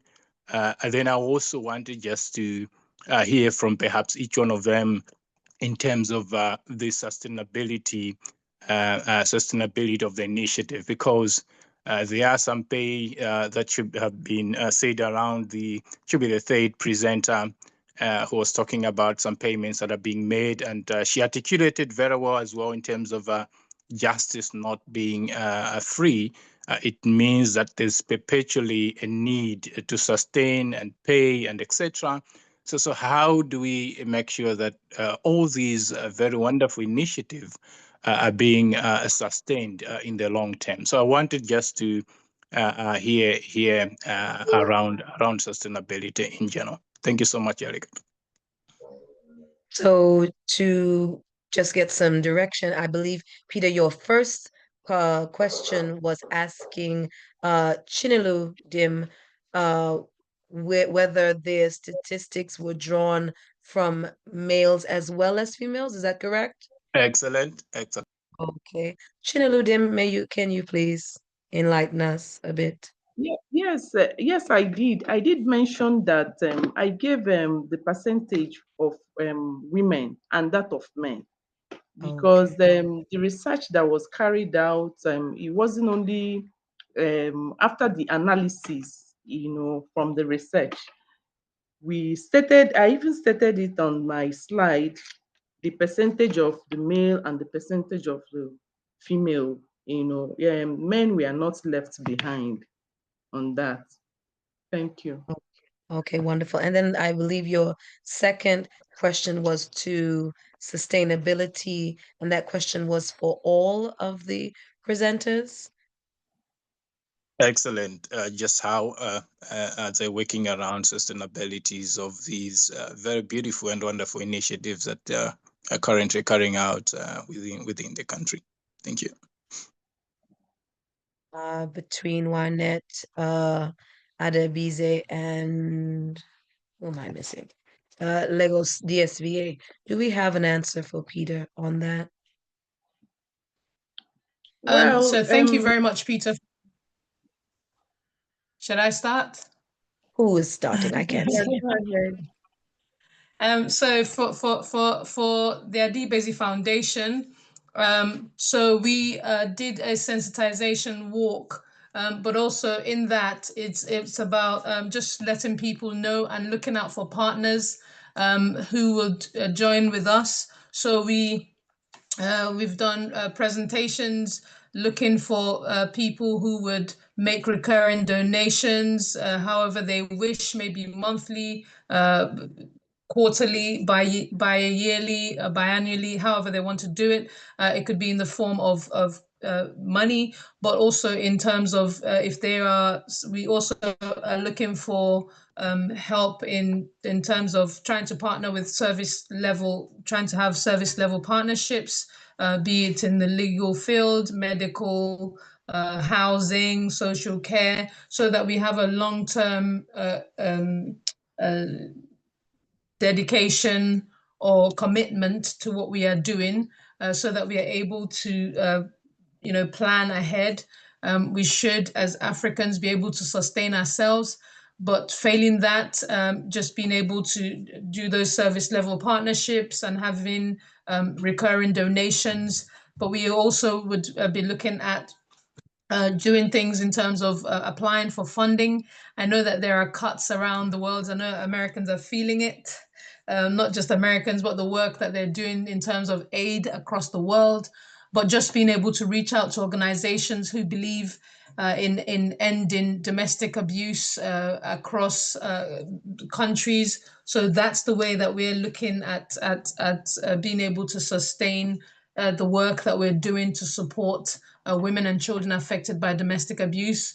We also, not just in terms of that financial, but being able to train amongst ourselves, using trainers and then training trainers, so that the work doesn't just end, using volunteers and professionals who are willing to contribute their time, but train so that the trainers then end up, as another organization was doing, end up training others, so that the work in raising awareness and the prevention of domestic abuse continues and is sustainable. In the interest of time, thank you, Ada, for your answer. In the interest of time, what I would like to do for the next two responses to Peter's question is if we can, Onyinye, write the question down and get the answer from them, and we possibly can email it out with the information we are emailing our guests in our thank you package, so that we keep on time. But I do want to recognize, I believe there were two other questions in the group, and the first is from Olivia Akechukwu. Hope I did not butcher your name too much. It's okay. You are very close. Akachukwu, yes, sure. Thank you, Erica, for all that you're doing, and thank you, everyone. It's been really enlightening to see what people are doing, like what everyone here is doing. This is beautiful, really beautiful. So I want to direct my question to DSVA Lagos. and to any other NGO that may want to help. So my first question is to DSVA is, do you receive cases from other NGOs or just individuals? Yes, That's my first question. And then the second is, what I mean by receiving cases from other NGOs is, just in case there's a need we have that we cannot cover at the time. Is this something that DSVA would step in to help out with? Can we, bring the case to you? And then secondly, or do we need like some sort of special partnership, in order to be able to do this? Okay, sorry, thank you for the question. So there's really no need for any special partnership to attend to cases. The office is open for everyone, anybody, any color, any race, any tribe. So you don't need any, except you now need something more than case management and just, I don't know if you understand what I'm trying to say. Hello? I'm sorry, Miss Olivia, can you hear Miss her? Anya, can you be a little louder? Just a little louder. Sorry, can you hear me now? Yes. All right, I was saying that the office is open for everyone. We don't need any special form of partnership for that to happen, especially if it's for case management. Case management, this person comes in, we need this for this survival, this thing needs to. So yes, we'll take that up without any special partnership. But if you want something more, yes, maybe we need to now go into partnership. Does that answer your question, Olivia?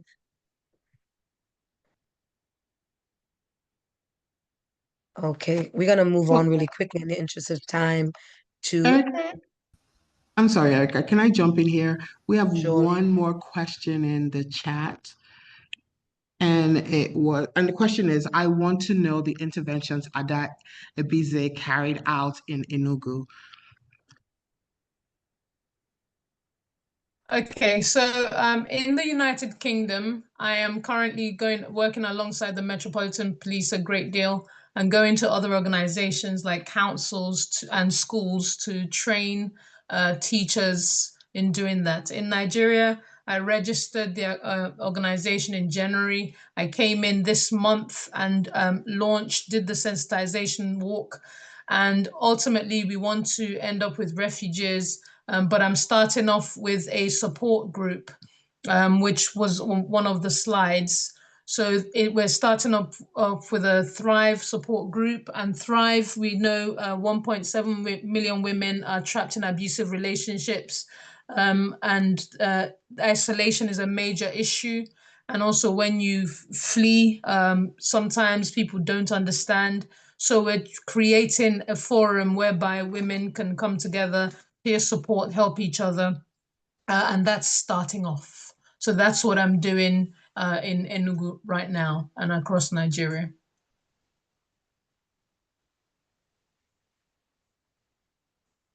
Okay.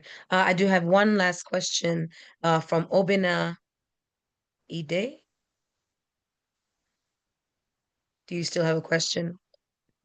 Okay. Yes, I still do. Thank you very much, Obina Ede. Absolutely amazing what we have been hearing and what everyone has been doing. It's amazing. My question stretched to Ada Ibezi. Wonderful things you are doing in the UK. I've lived there before, so I know that there has been a massive migration of people from different parts of Africa to the UK. And I know that UK has very strong laws, against intimate partner violence, against marital rape. In fact, we import some of their laws to Nigeria.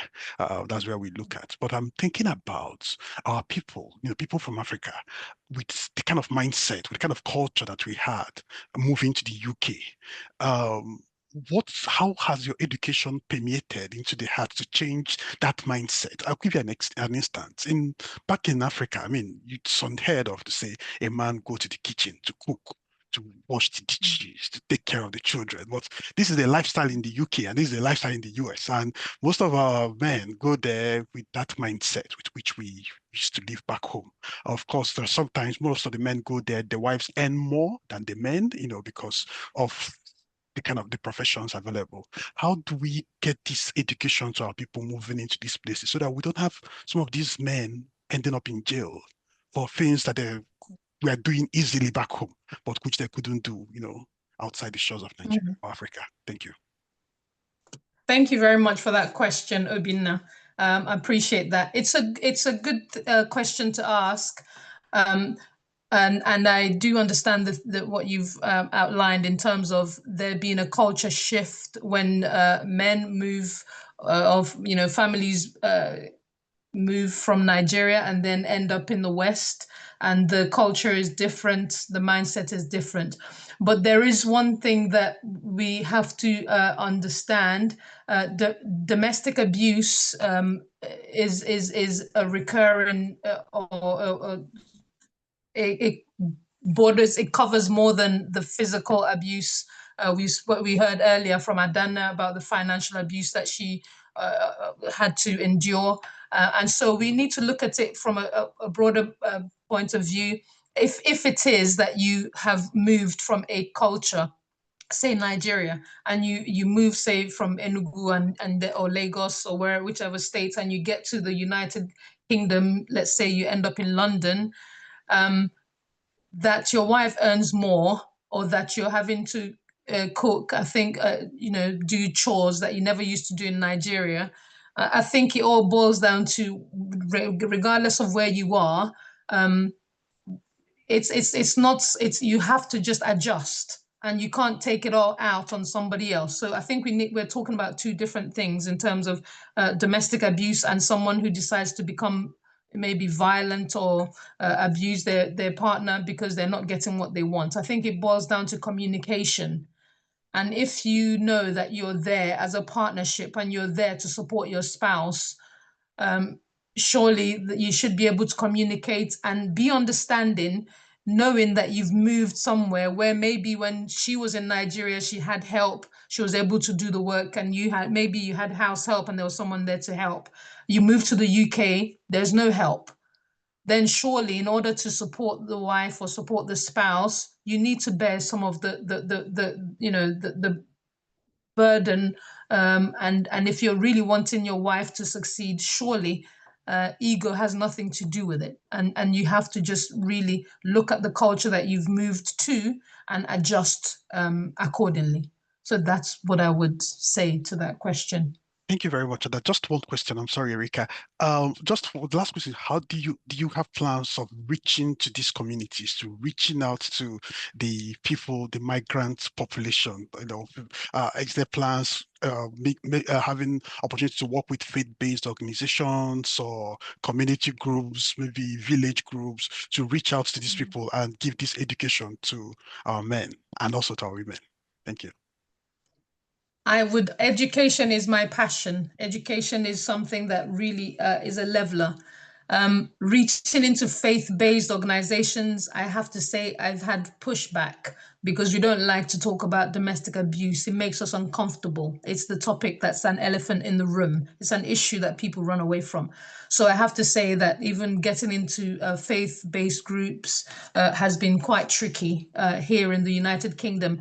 I'm open if you know of any way or you're involved in an organization or something that enables me to come and speak. I am more than happy. Having lived in Nigeria from 3 to the age of 16, and then spending most of my time in the UK, I would say I embody both. I love both. I'm a proud Nigerian. And I understand how it works when you move across. So I am open if you know of any organizations that's willing to have me come and speak, because I think education is definitely important. We hear so many cases of people perishing, moving, and being affected by the changing culture. So do let me know if you know of any. Thank you so much, Ada, for your answer. Thank you, everyone, for your questions. We will have more time for questions coming up in a little bit, but we want to keep time In the interest of time, we are moving on to our fourth presentation, and that is from Prevailers Women Empowerment Foundation. Prevail is led by the visionary and founder Reverend Mrs. Marianne Blessing to the Nation Ngulu, is a faith-based global and non-denominational ministry which serves as a forum and sisterhood for women from all nations and all walks of life who desire to prevail in their lives and their destinies. Today, Prevailers' work will be presented by Mrs. Olivia Akachukwu, and her bio will be read by none other than Dr. Agbo. Thank you. Thank you so much, Erika. So, Olivia, I'm going to just do us the honor of introducing you properly. So just bear with me with that as I cue my my slide here. So sorry. So Olivia Akachukwu. Sorry, hold on, Olivia. I need to get my slide together. That's what happens when you multitask. So bear with me. Bear with me. Olivia is head of department, the multimedia department at Prevailers Ministry. She manages different media and communications arms of the ministry. She's also the coordinator one of the coordinators in Nigeria. And part of her role with Prevailers is that she oversees the handling of their social media pages, as well as communication and the information that they produce. She also oversees all the administrative duties and ensuring that the information that is presented through Prevailers is accurate and timely. And so please, everyone, help us welcome Olivia Akachukwu. Thanks. Thank you. Thank you so much. It's really good to be here. It's been really insightful, like I said earlier, and I've loved it all the way. And yeah, so I'm standing in for Reverend Marianne Ngulu. I'm the Nigerian coordinator for the Prevailers Ministry and also her second in command. So she has her hands full at the moment, so she asked me to represent her. Okay, so I'll just yeah, we can move to the next slide. So about us, yeah. Prevailers Ministry was conceived in 2014, and this was following certain experiences that Reverend Marianne had, her own personal experiences, which she hasn't hid. She's been talking about it, using it to encourage other women, you know, getting them to know that after so much challenges in marriage, there is still a room for healing and victory. You know, yeah, not everyone ends in domestic violence or not everyone ends in, not every situation or case ends in divorce. For her, it was really a beautiful end. So, so she uses it to encourage women who are going through their own journey. And actually, in the process of helping women go through this, some actually, we find out, must end in divorce because it's really toxic, and the only way out alive is to leave, is to walk away. So yeah, it's a faith-based group. So this means that there's a lot of talking about God, teaching the women, you know, to build a personal relationship with God and read their Bibles, pray, you know, get that part of their lives in place and in shape so that it can also influence other areas of their lives positively. So yeah, we also create a place where women can share confidently and without fear of being judged, especially women who are going through domestic violence or battery in their marriages. So they're able to share their story, tell without being scared that they'll be judged or maligned by other women who may not even know what this means or what it means to go through this at all. So yeah, there's so much that we cover. We have several departments, and I think we would see the departments as we move on. So we have fun assignments, challenges with rewards that create a bonding spirit. We do a lot of things to just get the women to bond. And then we have women across different nations and regions, which allows for us to meet in the different places that we are. Next slide.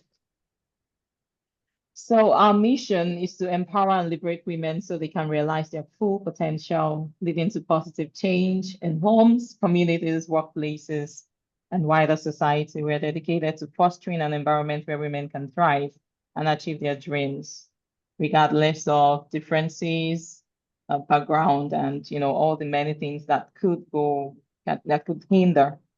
And our vision is to create a world where women are free to embrace their true identities in Christ, empowered to overcome challenges, and become influential agents of transformation in their communities. Next. Thank you. So this is Reverend Marian Ngulu, who I am representing today. She was born in Nigeria in a praying home to a French-Belgian mom and Nigerian father. Marian relocated to the United Kingdom with her family at the age of 14, where she would further her studies and develop a stronger relationship with God. She has an LLB in law with French. She's a law graduate from Reading University, England. She also holds postgraduate qualifications for the legal practice course in Lancashire, UK, and in journalism and news writing from the London School of Journalism, London. In parallel to her studies, she served the Lord and was trained under her mentor in London and the Ministry of Spiritual Warfare in France. She's also a Bible school graduate from the Lighthouse School, Bible College, UK, and an ordained reverend in England for the service of the work of God. She was ordained in the House of the Rock International Church, London. She worked briefly at the EU in Brussels, Belgium, and was responsible for compiling and editing weekly newsletters that were published and released to the northwest of England. Currently, she is a regional representative in a multinational organization. She serves in the office of an ambassador to 17 countries. Based in France, Paris, France, she's also married with 3 precious children, and she serves God alongside her French-Congolese husband, Elder Wilfried Ngulu. Having experienced firsthand the devastation that marriages experience under the influence of wicked spiritual forces, they both mentor and counsel married couples in crisis today. Reverend Marian, whose mom was a university professor and minister in Nigeria, has received the generational mantle for praying for and accompanying women in distress by challenging them to open their eyes to the reality of spiritual warfare in marriage. She is a minister who helps hundreds of women from various nations through the Privileged International Ministry, which she founded, and her ability to speak 3 languages and to adapt to various cultures make it possible for her to reach women in various parts of the world. Okay. So these are our departments. We have several departments, like I said earlier. We have the Privileged Empowerment Foundation in charge of empowering women with skills and sometimes grants for businesses, other things as well. Then we also have the Privileged Prayer Ministry, where women are able to share their challenges and prayer requests and have the leaders of this department, walk them through praying as they go through the situation. We also have the Privileged Maternity Ministry that caters to women who are in waiting, looking to have children, and women who are pregnant and just need prayers and encouragement, or have other women who have gone through that journey hold their hands through pregnancy and childbirth. We also have the Privileged Lighthouse. The Privileged Lighthouse is very, very focused on women who have been through domestic violence and battery, abuse of all sorts. So that's what the Lighthouse is about. And then we have the Prevailing Couples, where couples are taught, encouraged, and counseled. We also have the Prevailing Scribes and Ministry magazine. The name of the website that holds the publication is It's My Story. It's mystory.com. I'm sorry I don't have it here, but I could share it on the chat once I'm done here. So there we publish testimonies from people across the world who've been through different things, and they ascribe their testimonies to God, to miracles, to what, God helping them through the journey and giving them victory in the end. So we just gather testimonies, just help people see what God can do, through the publications. And then we have Privila's Welfare that caters to people's needs. We, as an NGO, we get lots of requests. We meet people in all sorts of needs, and the welfare just manages all of that. And then we have Prevailing Damsels that cater to young teenage girls, who, how it is for teenagers going through all the changes. And sometimes they need all the learning they can get in order to put their heads together to still be focused on, so that's what we do. And because we have lots of women in the group, we also have their daughters join the damsels, the prevailing damsels, to learn as well and to get guided so they don't make mistakes, And then we also have the prevailing singles for young adult ladies. Here they are also guided, taught, especially the things they need to know before marriage. So, and what they need to know before making any choice in marriage. So that and other things, helping them through career growth, and then those who are needing a career detour, we also just guide them through all of that, all they are needing in the singles, in the prevailing singles. And we have prevailing wives. That's a very fun group for wives. There they they get to talk about all the many things that they are worried about, discuss about, share their questions, their experiences, pray together. They do a lot of things. And then sometimes we have wives who unfortunately lose their husbands, and they just need all the encouragement from other wives in order to transit from being prevailing wives to prevailing beulahs, which we have right there next up, right after prevailing wives. So the beulahs are the widows. Okay, so and then we've had lots of cases where women are in the wives group and then something happens and they just need all the help they can get to transit from being prevailing wives to being prevailing beulahs. And then the prevailing beulahs is where the widows are, they get all the encouragement that they can get, the assistance they need as well. And there's so much that we do for the prevailing beulahs, including back to school age, supporting them sometimes with shelter, with even food, sometimes it's medical bills. There's just a lot that happens there. And, I mean, some of us are Africans, we know how it is for widows. Sometimes, especially when they happen to be married to families where these things are not, they have cultures and traditions that don't really help these women yet.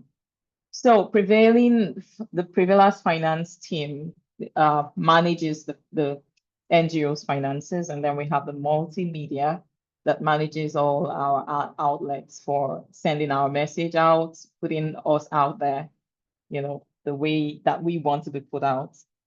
Thank you. Next slide. Thanks, Erika.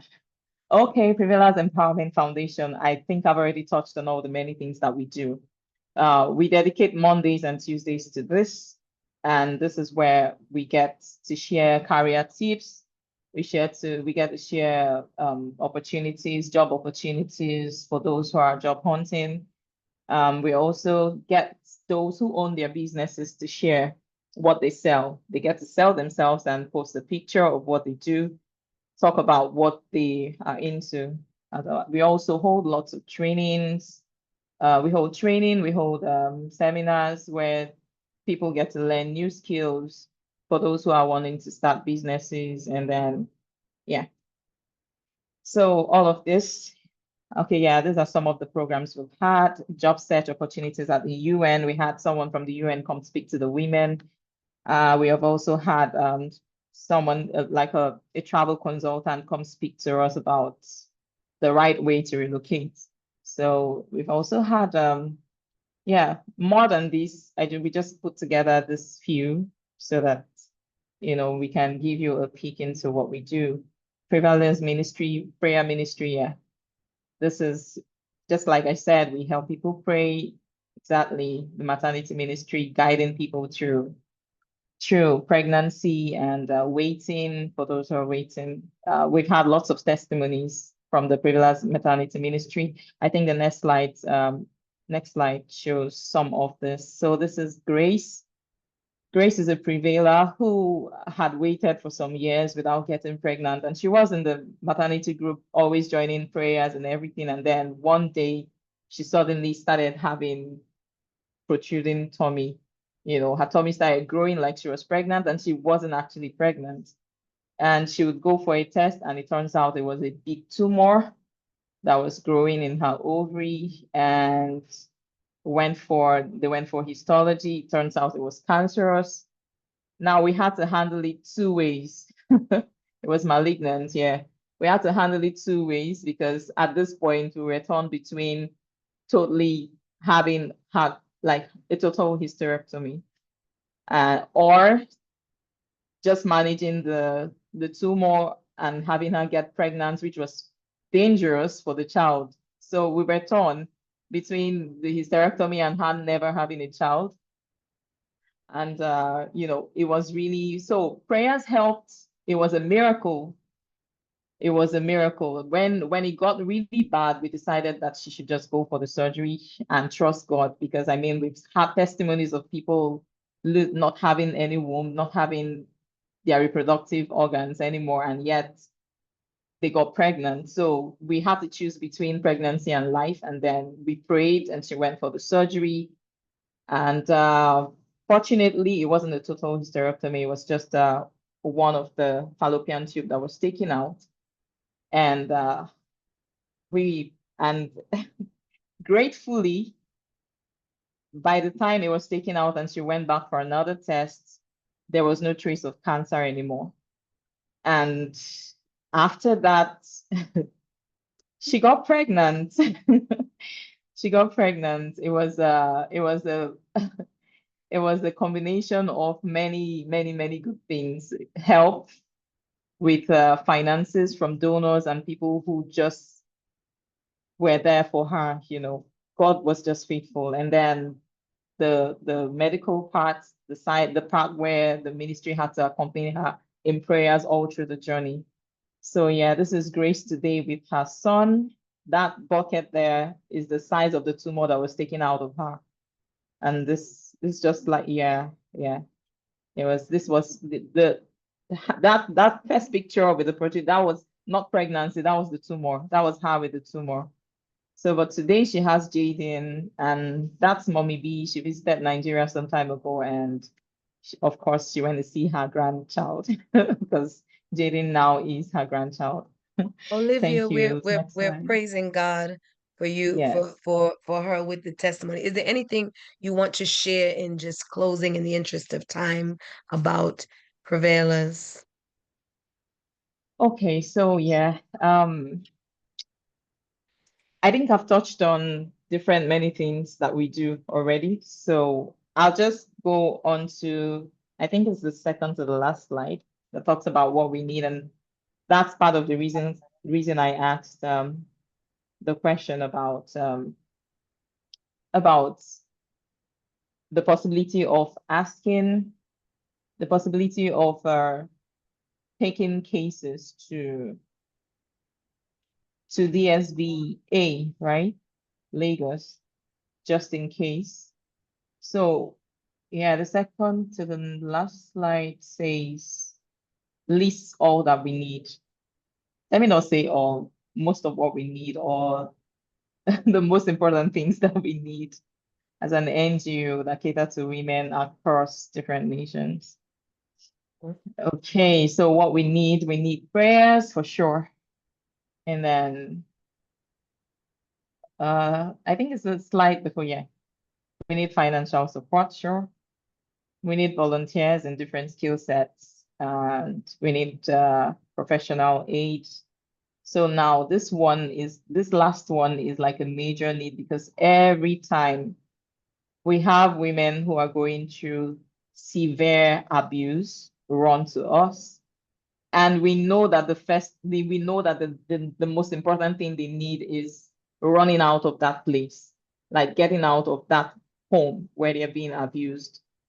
but we always have a challenge with getting them a place that they can stay, like a shelter or a refuge home that they can stay.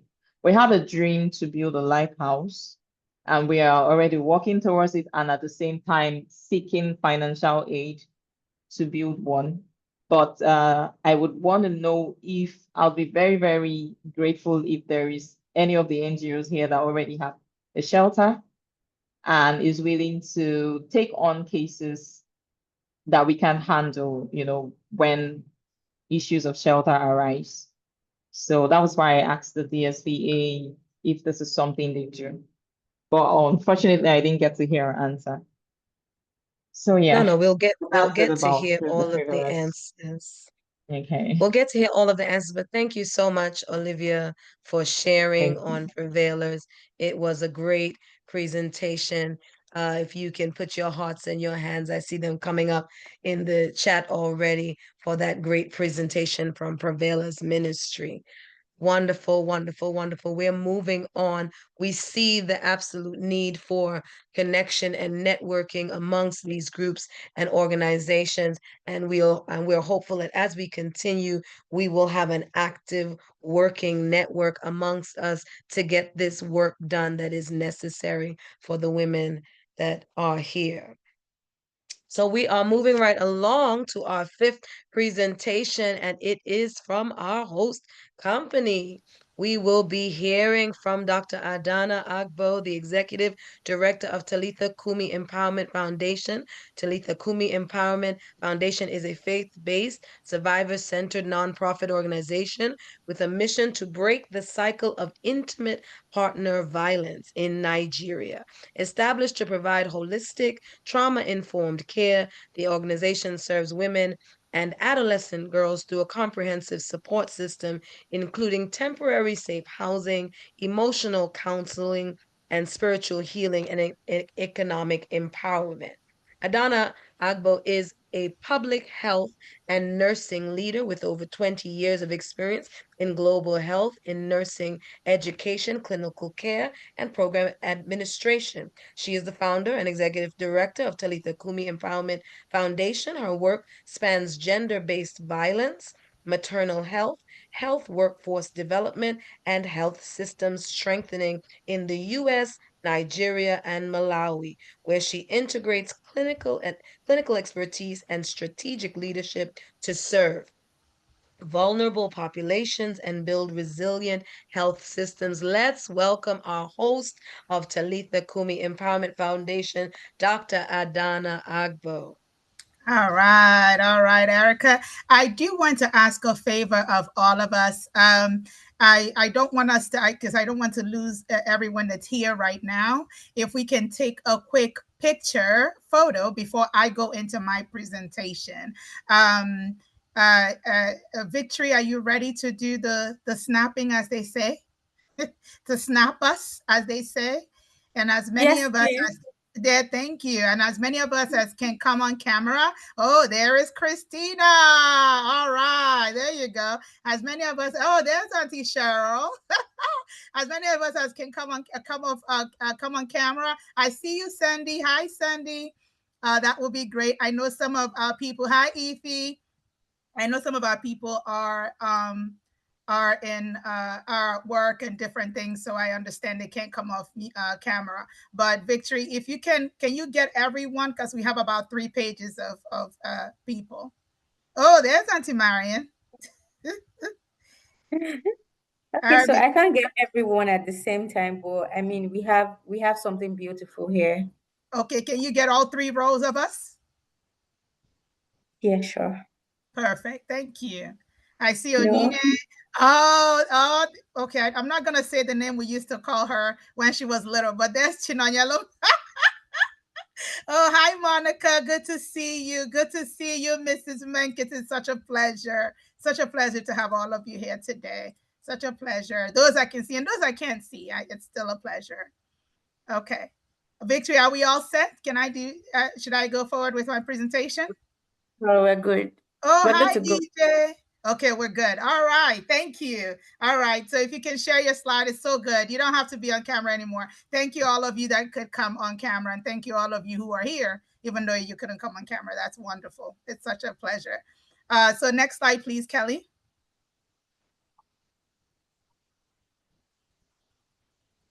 All right. So next slide. Thank you. So this is the agenda. Kelly, I'm just going to jump right in. So next slide.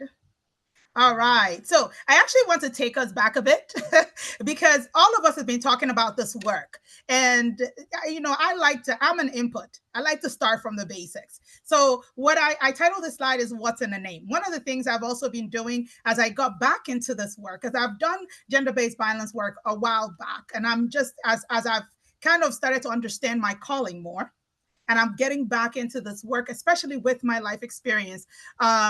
I just started to research as the researcher in me, just to make sure that I have a good grasp of what we're talking about, what's going on. And if you hear some of our presentations, especially when you hear when Ada talks about her experience and when I talk about mine, so that's where you see the convergence or the and the divergence of what we know as intimate partner violence and what we know as domestic violence.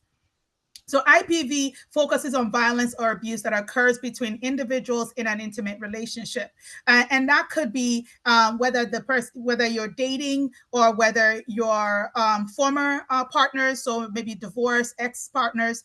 Whereas domestic violence itself covers the range of violent behaviors occurring within a domestic family relationship.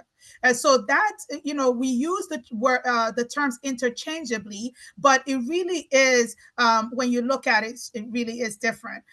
So that's why we choose to use the term IPV, because it's getting at specifically what we focus on. But all of these are under the bigger umbrella of violence against women, which is any act of gender-based violence that results in or likely results or is likely to result in suffering to women. Now, I will say this, as we talk about IPV, I want to be very clear. We are not only focused on, we focus on women, but we also acknowledge the need of men. So yes, the majority of people who do suffer from an IPV incident or IPV incidents are women, but we also acknowledge that men do go through domestic violence issues and or are are affected by that as well as IPV. So I just want to say that clearly, so it's not misconstrued that we don't truly understand. We do understand, that there is a difference in terms of that it also affects men. Okay, so next slide, please, Kelly.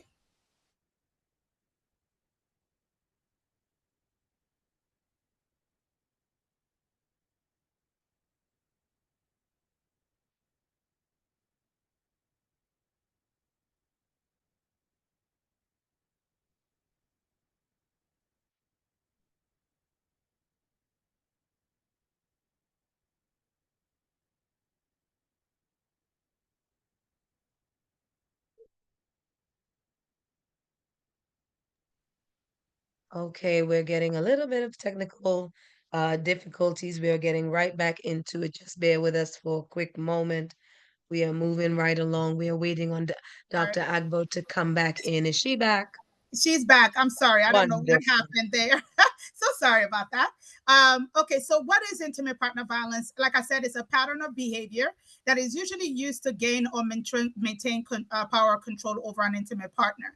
And I've talked about it could be someone who's a current partner or former partners or even dating partners. And what we have here is what we know as the power and control wheel that goes over the different types of violence, forms of violence. And we'll talk more about that in the next slide. But it talks about how this power and control is perpetrated to be able to gain or maintain control on the other person. And really, violence in this manner, in terms of IPV, is about control. That is the main part. It is really about control. Even if the individual who's the perpetrator doesn't really identify that that's what they're doing, but that it really is what they're doing, is to be able to kind of have some kind of control over the other partner. There are different forms or types of IPV, and this goes across domestic violence as well. So it's not just IPV specific. This is really across domestic violence. There is the physical, the emotional, the psychological, the sexual, financial, technological, and stalking. Some people don't even know that they're in that situation because they may not see it as IPV, as intimate partner violence. That was my case. I did not identify, right, as a someone who was being violated in that sense, because I thought to myself, I'm educated. I know what I'm doing. I work. I have money. Like this did not happen to me, but it did happen to me because in one way or the other, my partner gained control and had control for whatever that reason was, and hence led to my issues. So some of the descriptions here are, it's important to call it. I'm a proponent of naming. So it's important to understand what physical abuse is. And that's what most of us are used to. We know the scars, we see the scars, we hear the stories, which is the hurting or threatening to hurt. So whether by hitting, choking, slapping, even denying medical care is considered physical violence, right? And remember, this is a pattern of abuse. So if it's a one-time thing, it's known as situational crisis or situational issues. But if it's a repeated pattern of behavior, that's when we then classify as abuse. And then there's the emotional part. This is the hidden crisis. This is the hidden pandemic, which is a repeated way of undermining another individual's sense of self-worth and self-esteem, sort of like gaslighting, humiliating them in front of their friends, in front of people, making them think they're not beautiful, making them think they are not smart, and just repeatedly doing that and breaking down that individual's will, their self-esteem. Then there's the psychological. Sometimes you'll see people use emotional and psychological interchangeably, but there's a bit of a difference. The psychological it's more dealing with mental health. So this is where that individual, that intimate partner, is using verbal and nonverbal communication to harm or intend to harm. Now, emotional harms, but in this one, there's a kind of a psychological thing going on. There are threats to the partner, there are threats to children, threats to pets, threats to their family and friends. I'm going to kill you. This is where I'm going to bury you when I kill you. Those kinds of things may not have laid a hand on that person, but these are repeated things that will be said. And verbal abuse kind of it goes into one of these, either emotional or psychological. Then sexual abuse, I think one of the myths is that sexual abuse does not happen in marriages. It does. It does. When you're forcing or coercing a partner to take it, or in relationships, yeah, you say, oh, because I'm in a relationship, it wasn't rape. Yes, it was rape. If you have been forced or coerced to have sexual intercourse against your consent, it is rape. Okay. And then there's financial. This is the one that I see more and more and more and more, and where the person doesn't even understand and believe that it's happening. When someone actually told me that this was, happening to me, I didn't believe them. And I had to go back and research and said, that's exactly what happened. And then, of course, there's technological, is using technology, especially in this day and age, to harm another person. Maybe you all had some pictures that you took, and the person no longer wants to be with you, and you're threatening to release that picture over the internet. That is technological abuse, and you repeatedly do things like that. And of course, stalking. Kelly, if you can go to the next slide, please.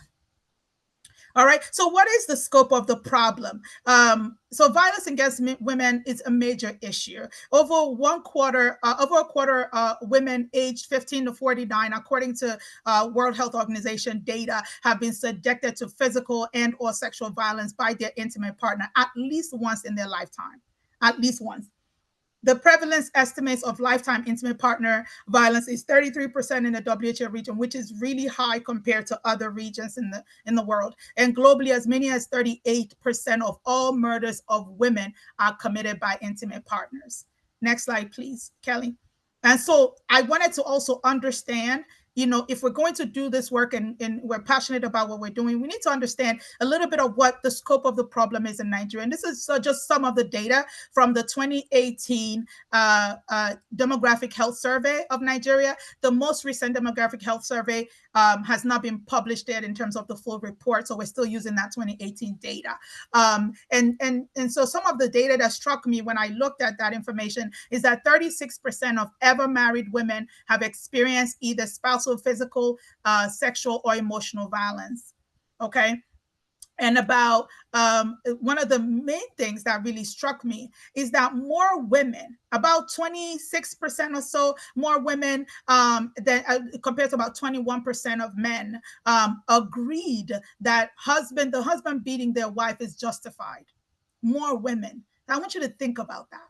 More women said yes than men. 55% of women never seek help in their lifetime. 55%. Next slide, please. And so what is the impact? Intimate partner violence can happen to anyone, regardless of their tribe, regardless of their age. In the US, we say their race, regardless of religion, regardless of socioeconomic background or educational level. It is not a respecter of persons. It can happen. And so this is why this issue is so prevalent. And one of the major things, and I like that Ada talked about this, is the silence. The idea with this is don't talk. Don't put your dirty laundry outside. And this is how women die. And I keep saying women because it is mostly women, but there are some men that also have, suffer this as well. So at the individual level, some of the things that the individual can suffer is the trauma of it all. It will be hard for them to get into another relationship and live healthy lives afterwards. The physical injury, of course, the mental health issues that occur. And if you think about this, a woman is, I believe, and the men that are on here can quote me wrong, is a bedrock of the community. We birth the children. So if I have been beat down, how can I be healthy to take care of my children and raise children who are responsible, who are healthy, and who can be productive members of society? The family disruptions can occur.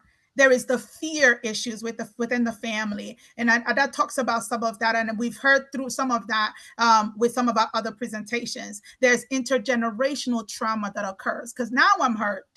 Now I'm going to hurt my children. Now they're going to hurt their children. And when we don't call it, when we don't name it, it keeps going from generation to generation. And then, of course, there's the community issues, which is some of the economic losses and the weakened social cohesions and the stigma that occurs from that. Next slide, please. So prevention is possible. Change is definitely achievable. And you've heard that from Ada, you've heard that from Winnet, you've heard that from Prevailers, you've heard that from Lagos DSVA. It is possible. We can do this. It is not, the lie and the myth is that this is such an insurmountable thing that we cannot address. We can and we will through education and awareness, through community engagement, through economic empowerment of the women, through legal and policy reform and enforcement. If you heard Mrs. Oni talk about, going to the police in Nigeria and they need money to mobilize to go and run your case. I mean, these are some of the things we need to make sure that we are addressing. And then, of course, through faith-based support systems like what Prevailers is doing. These are the ways that we can address the issue, and we are addressing the issue. Next slide, Kelly. So one of the things we wanted to also do is showcase that the work is being done. On this list here, because I remember, I think, Olivia, you were asking a question. On this list here are some of the organizations in Nigeria. There is a lot of them that are saying, you know what, we are going to stand for women, we are going to stand for children, we're going to stand for young girls. And these are just some organizations. I did not add the ones who are on the call today, but I added everybody else that I have for Enugu. There are some that are also not on this list, but this is at least a good list to give you an idea of what's already being done. Remember, I told you that change is possible and it's achievable. So these are some of the great organizations that are doing doing great work in Nigeria, in Enugu to be precise, that are addressing. There is an organization called Invictus Africa, and what they have done is they have started, besides all the other platforms, they have also tried to put a compendium of a list of organizations that address this issue in the whole of Nigeria. And you can go on their link on their website. You can actually go through what they call the orange pages to see some of these organizations. Next slide, please, Kelly. Who are we? So as you have heard, we are a faith-focused or faith-inspired organization. What our work is that we are survivor-centered, women-focused, faith-driven, and trauma-informed, abuse prevention-focused. We curate safe spaces for women. We get the discourse together. So we start getting people talking together. As you can see, is what is happening today. Hey, if you want to talk more about that, hey, do you have this service? We believe that together we can, right? As opposed to doing this separately. That is really our driving force, that we are an engagement enabler. And we, of course, everything we do is driven by experiences. We do center our programs around the WHO Respect Framework, where we look at addressing the different areas that deal with intimate partner violence. So our mission really is focused on making sure that the woman is able to stand on her own, and as she's safe, she lives a life of thriving, and as she's free from violence and abuse. Next slide, please, Kelly. How do we do that? Our programs include outreach and training. We also are working on, like the Prevailers are doing, and we've been having that conversation on the side prior to this. Convening is providing safe housing, temporary safe housing for women, and economic empowerment. One of the things we started off today with is the Violence Against Women Network, which we're hoping to start after this convening. And also, we also are planning to start providing our counseling services, which will start with support groups, and so that women can have a place to come in and that are safe and just talk about some of the things that they've been through. Next slide, please, Kelly. All right, so this is just a slide to say connect with us. I just want to do a quick shout out. Since this is being recorded, I feel like I need to record this. This convening would not be possible without our core team. At Talitha Cumi, we have a small but mighty team. It is the Kelly Owu, it is the Victory Aniakan, it is the Obina Ede. This is how this has come about. It looks like it's been done by multiple, teams of people, but really it is a small but mighty team.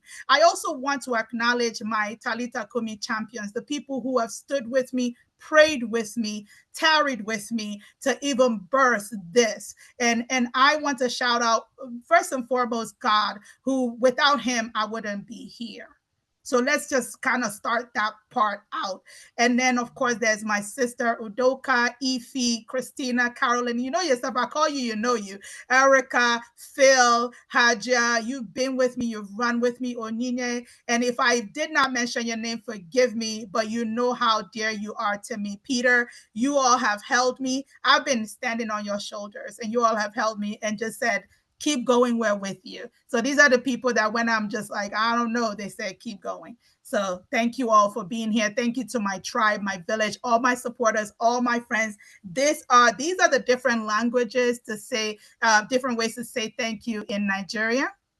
So Imela, Nago, De, Eshe, Dalo. It is really, thank you all for being here. I want to just say one last thing. The African proverb says, if you want to go fast, go alone. If you want to go far, go together. This is it. I'm done. Let's go together. Let's do this. Thank you all for being here. I truly, truly appreciate all of you. I love it. I love it. I love it. I love it. I love it. We are at 11:16. So here in the States, I would assume that that's what is that, 4 something? Yeah, 4:16. 4:16, where you are on the other side. Yes. So in the interest of time, we do want to be respectful of everyone's time. If you do have to log off at the appointed time, please, if you have questions, comments, please leave them in the chat and we will respond back to you. However, if you don't, I would like to do something a little different in the interest of time, because we did say 11:30, unless our our executive director, CEO, and founders saying that we can go over the time. What I would like, time 11:30 is fine. What I would like to do is combine our last three things so that we can get the most out of what the last three things are. And the last three things is our post-session question and answer for prevailers and Talitha Cumi. But we also did have a public forum where we wanted to hear from you. We wanted to get some more insight. We wanted to open up the floor a little bit. So if we could take our last 15 minutes to do that. And I'm going to ask also that we do that with the help, the audible help, the inclusive help of our host, Dr. Agbo, to kind of help me facilitate this thing and get the ball rolling. For the wonderful presentations. Once again, let me say thank you to you all, Adabize, Wynette, who am I missing? Prevailers, who have I missed? Lagos DSBA. Lagos DSBA. For all of you taking the time for coming and presenting. We are ever grateful for all of you that took the time just to come and be with us. We're ever grateful. Looking forward to greater things, looking forward even more to being in person with all of you and doing the great work. Let's jump right into our public forum and questions. Dr. Agbo. Thank you so much. I think Onyinye will help us with the first question that's been directed our way. Yes, we have a first question for Prevailers Ministry. The first question is, the ministry emphasizes a judgment-free sisterhood where women can share their stories without shame. How does reducing stigma help survivors heal and seek help? What practical strategies can communities and organizations adopt to foster safe, supportive environments? Okay, thank you. Reducing stigma, it really helps because one of the things abuse, domestic abuse, or any kind of abuse does to women is destroys their self-esteem. So in helping them heal from stigma, they begin to build back their self-esteem, notwithstanding what other people think or what they're faced with, because you would always still find those other women who don't understand and who will put the blame on you for whatever has happened, and some will even warn you. I'm a survivor, so I'm talking from experience, and thank God for the Prevailers Ministry. I'm one of the testimonies. So one of the things some people would do to you is warn you. You better deal with whatever it is that got you here, because if it happens a second time, then the world will know it's your fault. You know, I've I've had that from not one person or two. Absolutely. So helping women heal from the stigma and from all of that there's a boldness, there's a confidence that come, and you're able to even respond politely but firmly to those kind of things.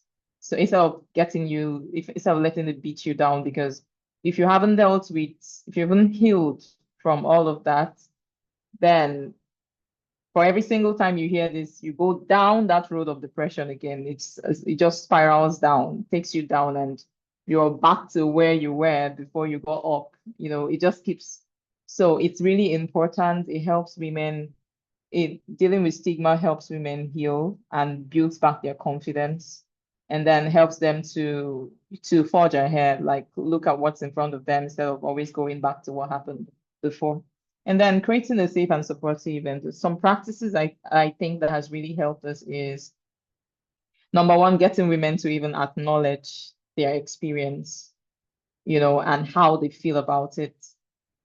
Get them to accept that this happened, because sometimes you find women who are refusing to accept that they're being abused.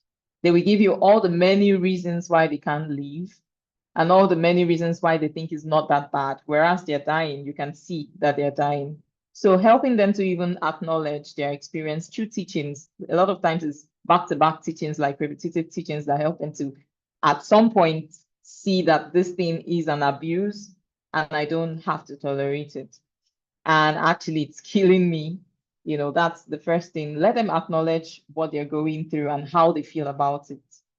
Let them know that what they feel is valid, but they don't have to remain in that feeling.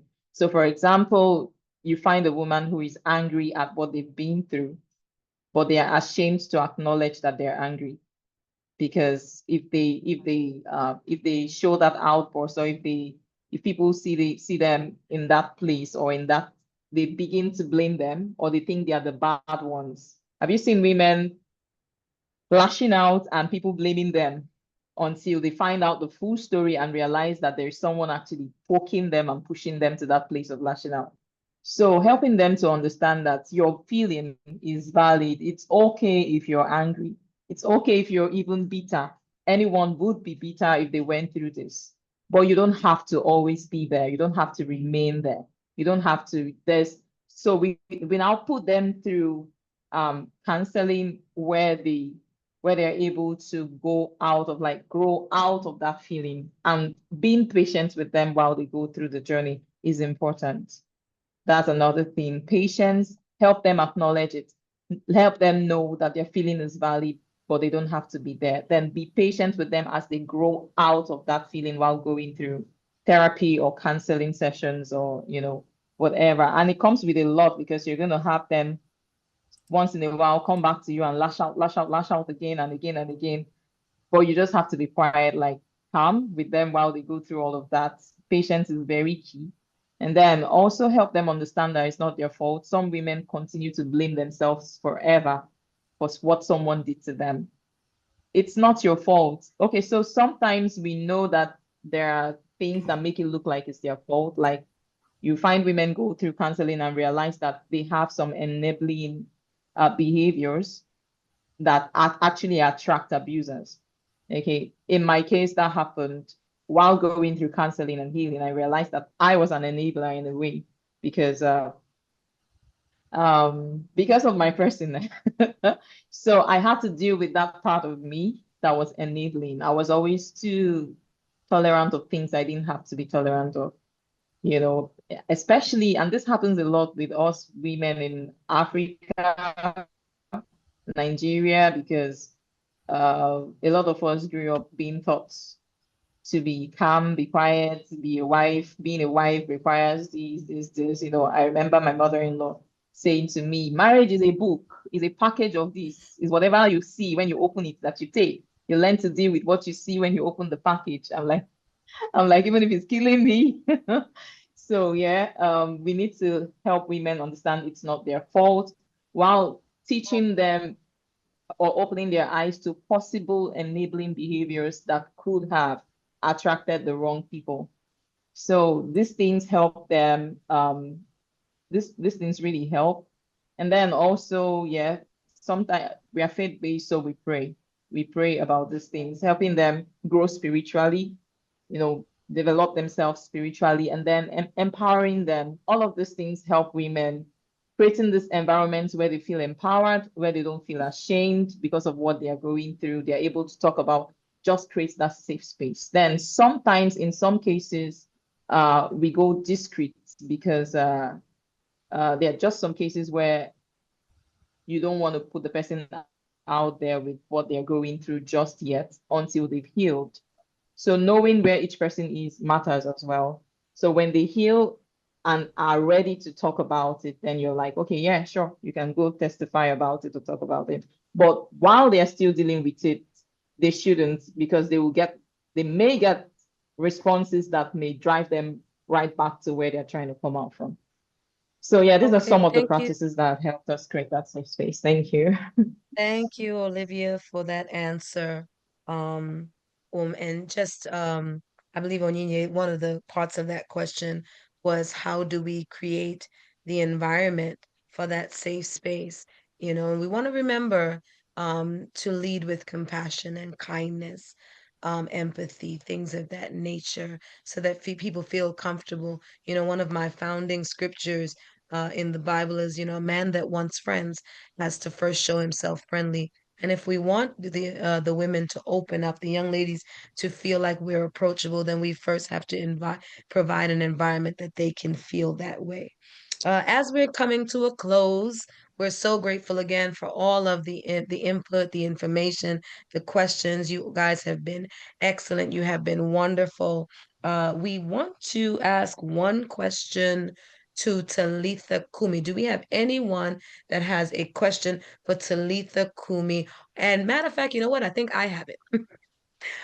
Dr. Agbo, can you tell us as we close, and then can you close us out from this portion? You know, we want to say thank you to everyone for coming to our annual convening. Our hearts are full. We're so grateful to each and every one of you who came and provided a space for this particular convening of 2025. And we want to ask you to join us again. Look out for more of our correspondence coming at where we'll be meeting next. But as we're coming to a close, can we ask Dr. Agbo to tell us what's next?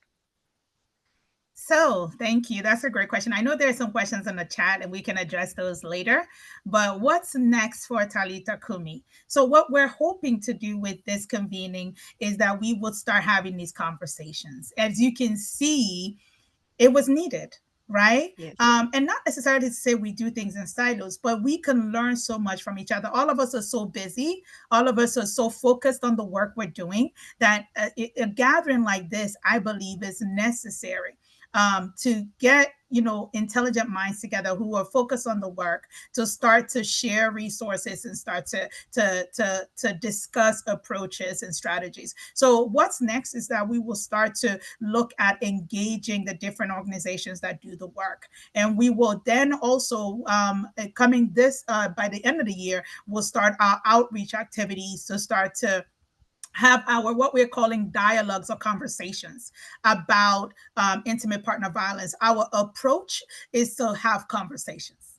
Yes, we do training, but we also want to understand what the communities we go into, what their thoughts are and how they look at the issue and how they're dealing with the issue, and then be able to demystify some of the things for them and for if we need to, and kind of come up with strategies together. So we're the way we approach education and training is to involve those who we're talking to be part of that thinking process and not just give them like the information I did today. We'll provide that, but we also want to know what what people think and also help guide our thought processes and about how we deal with intimate partner violence in communities. So our community outreach will start before the end of the year, and hopefully by next year we're hoping to start our the shelter that we've been planning for a while, which is actually part of what Prevailers was talking about that they needed. So that's also something that we are talking about in terms of starting that, to have a safe space for women to come in and just have that shelter in the interim as they're working on that healing process. So that's really it for now. Miss Erica, I know we're at 11:30, so I'll turn it over to you to close us out. Thank you.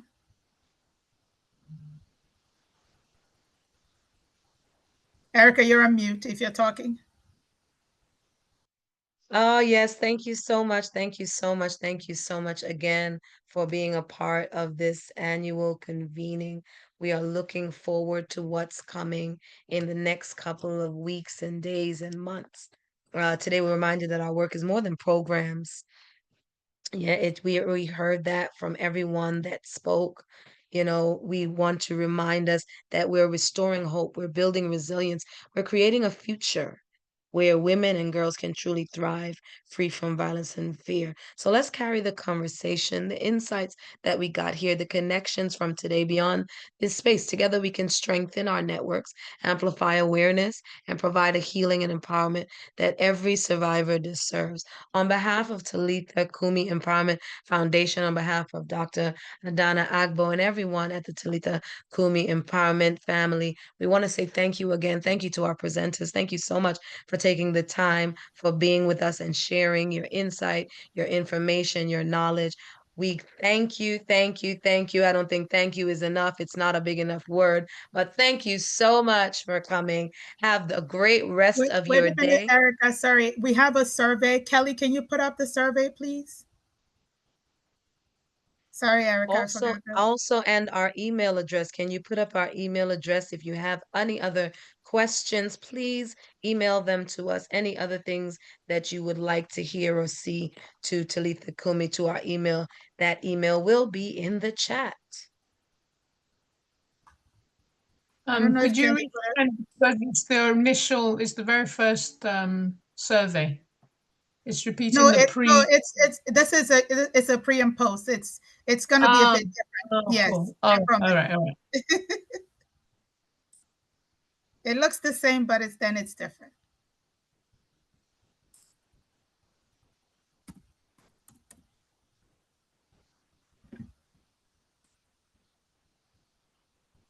Thank you once again for all of those. Thank you all. We don't want to keep you past time. Sorry for keeping you past 11:30 and 4:30. We appreciate all of you. Thank you. Good day. Okay. Bye, everyone. Bye-bye. Thank you, everyone. Bye. Bye. Till next time. Till next time. Ciao.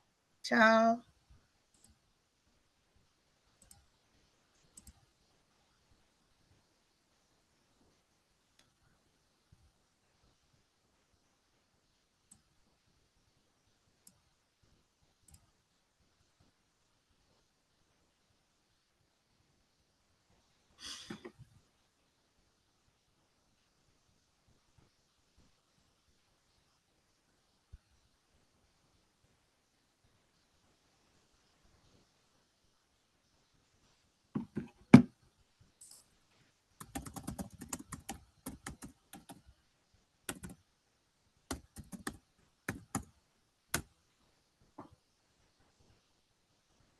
I think we have, okay.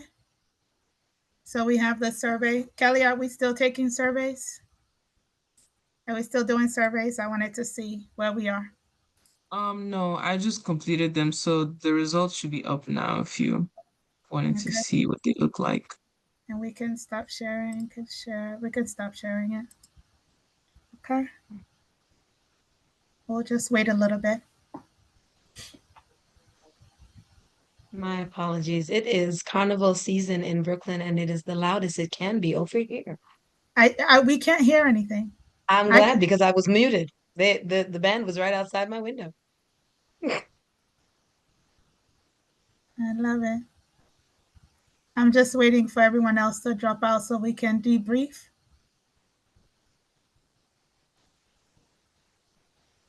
Are we still sharing screen? Kelly can stop. I'm just gonna do this. I think because some of my people are